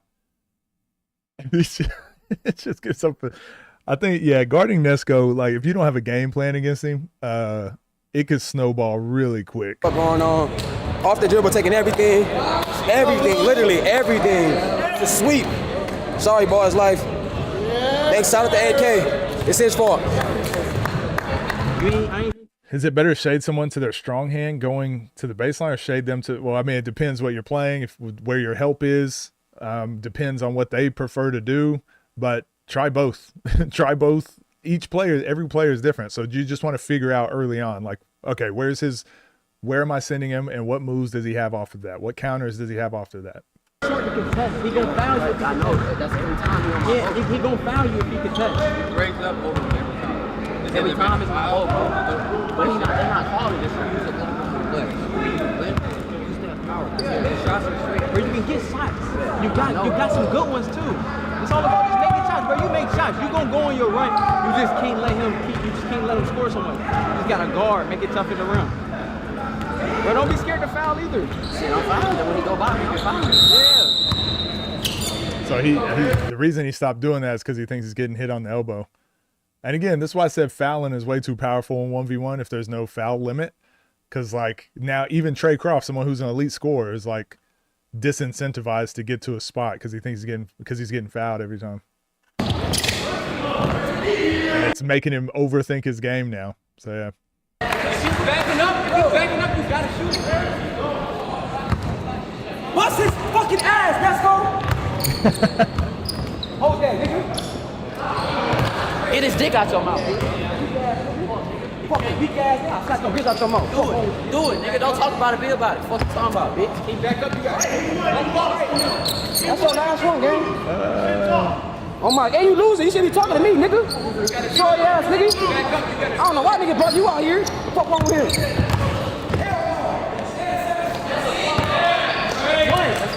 Yeah, just keep getting to that. Keep getting to that till Nesco overplays it. Then you can get other stuff. But yeah, you just need to keep going to it and trust it.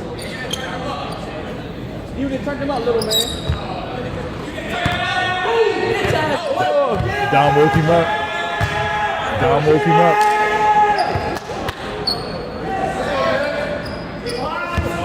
Yes! Hey, I want you to say the same. You bitch ass nigga! You bitch ass nigga! Yeah, leave.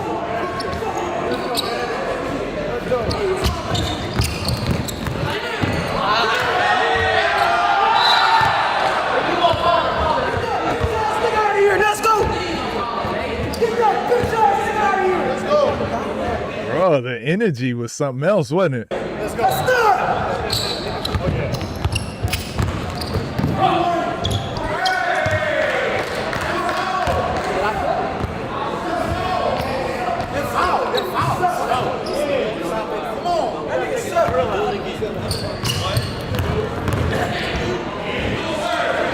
I will say it is different hearing Dom on camera because you think like he's, I don't know, when you're there in person you realize like, nah, he's a good dude. He is a good dude, but he's really good for like the energy. He's like the TNC, he's the OTD version of Cam.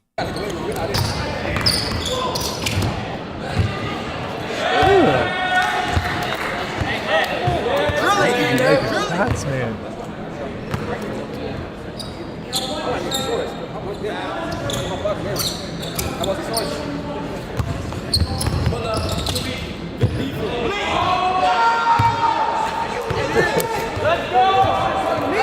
How have I not seen this game before? Damn. What the fuck?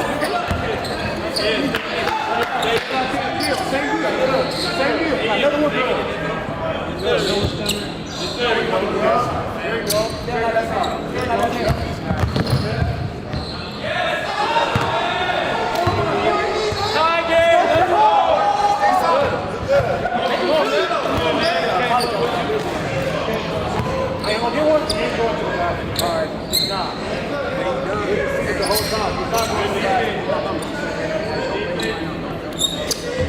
Got his elbow again. Let's go, Trey. Stop.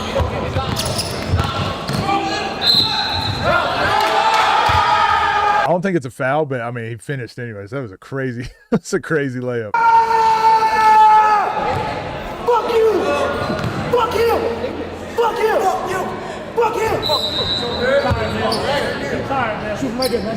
Right there, man. Right there, man. Shoot it.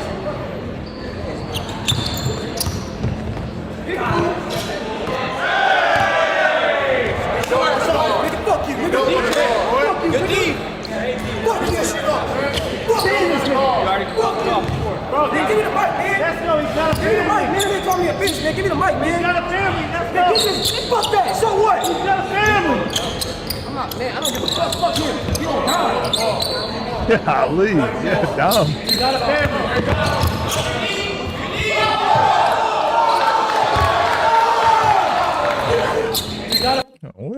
What did I just see?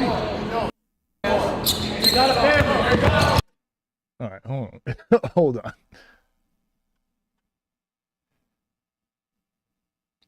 0, 1, 2. Oh, as much as I hate it, I think that's clean. Ugh. As much as I hate to admit it, I think that's clean. Hand on top of the ball. Like he can still dribble. Hand on top of the ball. Hand on top of the ball. Now obviously it's a gather because he's got two hands on the ball. So 0 step. He's got 0, 1, 2. Clean by NBA and FIBA. That's clean. Can't do that in high school or college, but damn. Ew. Ew. You got a family. It just looks so, oh my gosh. It looks.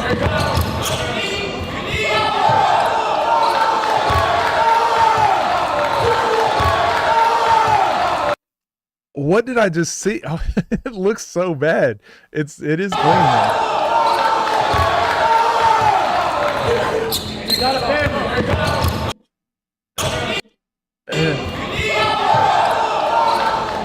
if it's NBA and FIBA rules, that's clean. I don't think I've ever seen that.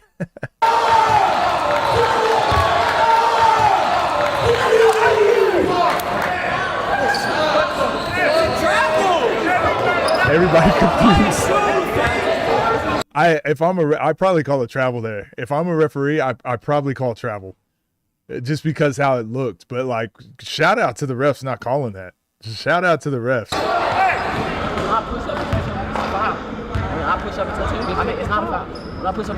That's what I'm saying. If I'm on the court, I don't care. Even if he's on my team, I probably call travel. Right, you get two. So just if he's gonna be aggressive on the first. It's like my eyes are still having a hard time like adjusting to what happened. He's not looking just. He just step back, boom, boom, and then step forward. Yeah.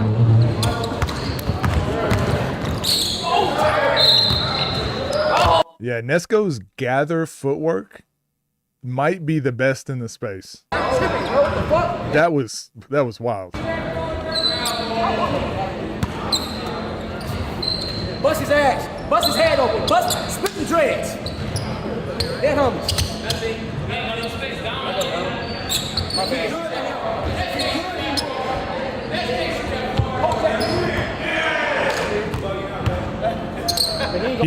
Keem's another one. I was thinking like Reese, Keem, they all got really good footwork. Reese travels a lot more though.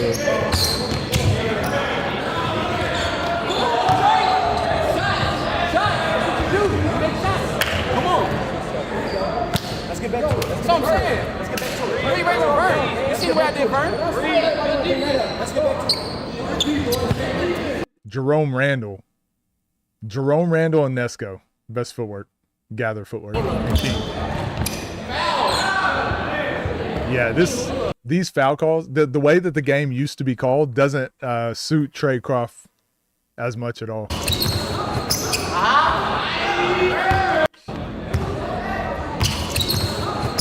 Same thing here. Watch his behind the back. Full speed left. Counters with the behind the back. Doesn't put the ball back down. But last time he crossed and doesn't put the ball back down. He got all the way to the backboard. This time he stopped short. Right? Like that's a lot of stuff you got to rep out to be able to like cross someone, get all the way to the backboard, cross someone into your pull up, cross someone into a step back. Like all your counters work off of having that like real tight handle. Finds the seams. Like he even finds the seams. Like, yeah, Nesco's handle and footwork, very underrated.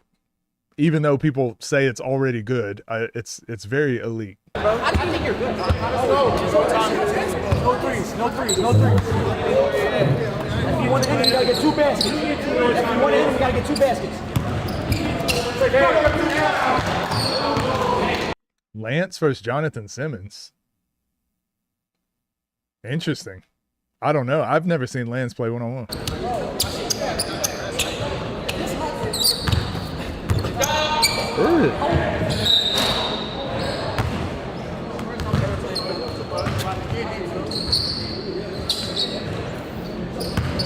Wait, would they play on the summit though? I feel like they're gonna want a lot of money. Isn't Summit supposed to be like lower amounts or something? I don't know. I never saw the Lance and Beasley game. I've been waiting until I could watch it on stream one day.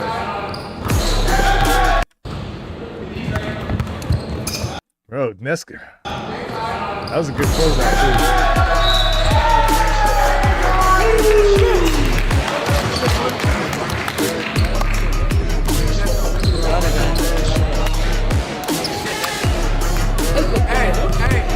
Another exciting 1v1 matchup. Arguably, in my eyes, the best one-on-one player on YouTube. Got a victory over my dog Trey. Trey, that's the closest anybody ever got to Nas. We taking that as a big, man. Hell no. But good shit to Nesco, good shit to Trey. Man, they didn't really do the outros like they do now, where they give them both a chance to say something, but that was a good game. I don't know how I haven't seen that game before. That was that was a crazy move by Nesco. Wow. Kyrie reacted to the well, I mean, he was there, right? And they definitely, I mean, if Kyrie reacted to any video online, that whoever owns that video is probably like, go for it, you're good. Yeah, I think that's probably exclusive. I saw Lance is gonna fight Beasley. That's crazy. That's so crazy to me.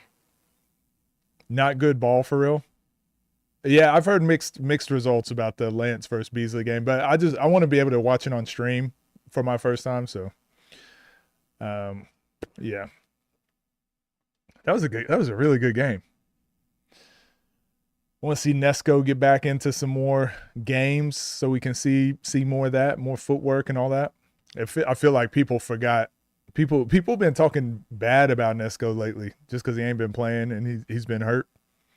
Mainly because of that Jerome Randall game, but not realizing Jerome Randall was actually just that good. Can you react to Day versus Quincy in Warzone? I like your opinion on him. Eventually, I probably won't today.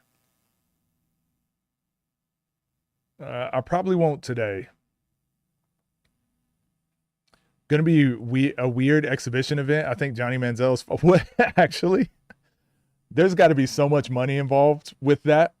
There's got to be so much money involved with whatever that event that is.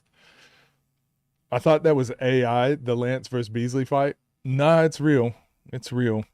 Rob versus Zay. We've already reacted to that game. Crazy how Nesco got shot 8 times, survived, and still hooping like he's yeah, exactly. Exactly. Think Nesco's scared to play basketball? He already been shot 8 times. I think we've watched Rob versus Tay as well, right? I'm pretty sure we watched that. But yeah, I think we're probably going to end stream there. We'll probably end stream there because it is about 3 o'clock. And we did 4 videos today. The flyer is AI. The flyer is, but the fight, I don't believe is. What up, Crispies? Yeah, we'll probably end there for today, mainly because I know Balla's Life is dropping a video. I know TNC just dropped Boog versus O. So I know you guys are probably going to, I drop a video at 3 p.m. So this is a weird time where viewers start going and watching lots of things. So that's why I usually stop around 3. If we get to a point where people are like hanging around, I'll push on and we'll keep streaming. But yeah, I think this is a good period of time, 11 to 3 typically, to get the work in that I need to, and go from there. Doesn't look like Lance at all. Watch MK versus Kenny. So hold on. Someone said I need to watch Kenny Chow versus who? Maybe we'll watch that tomorrow. That Kenny, you said there's a game I need to watch. You need to slander MK today. All right, tomorrow. I got you guys tomorrow. We'll watch a couple more videos. Please react to the Slim versus Moon game someday. Someday when I'm free, yes. We'll eventually get to every basketball game ever. One day. But yeah, you guys take care. I'll see you all tomorrow.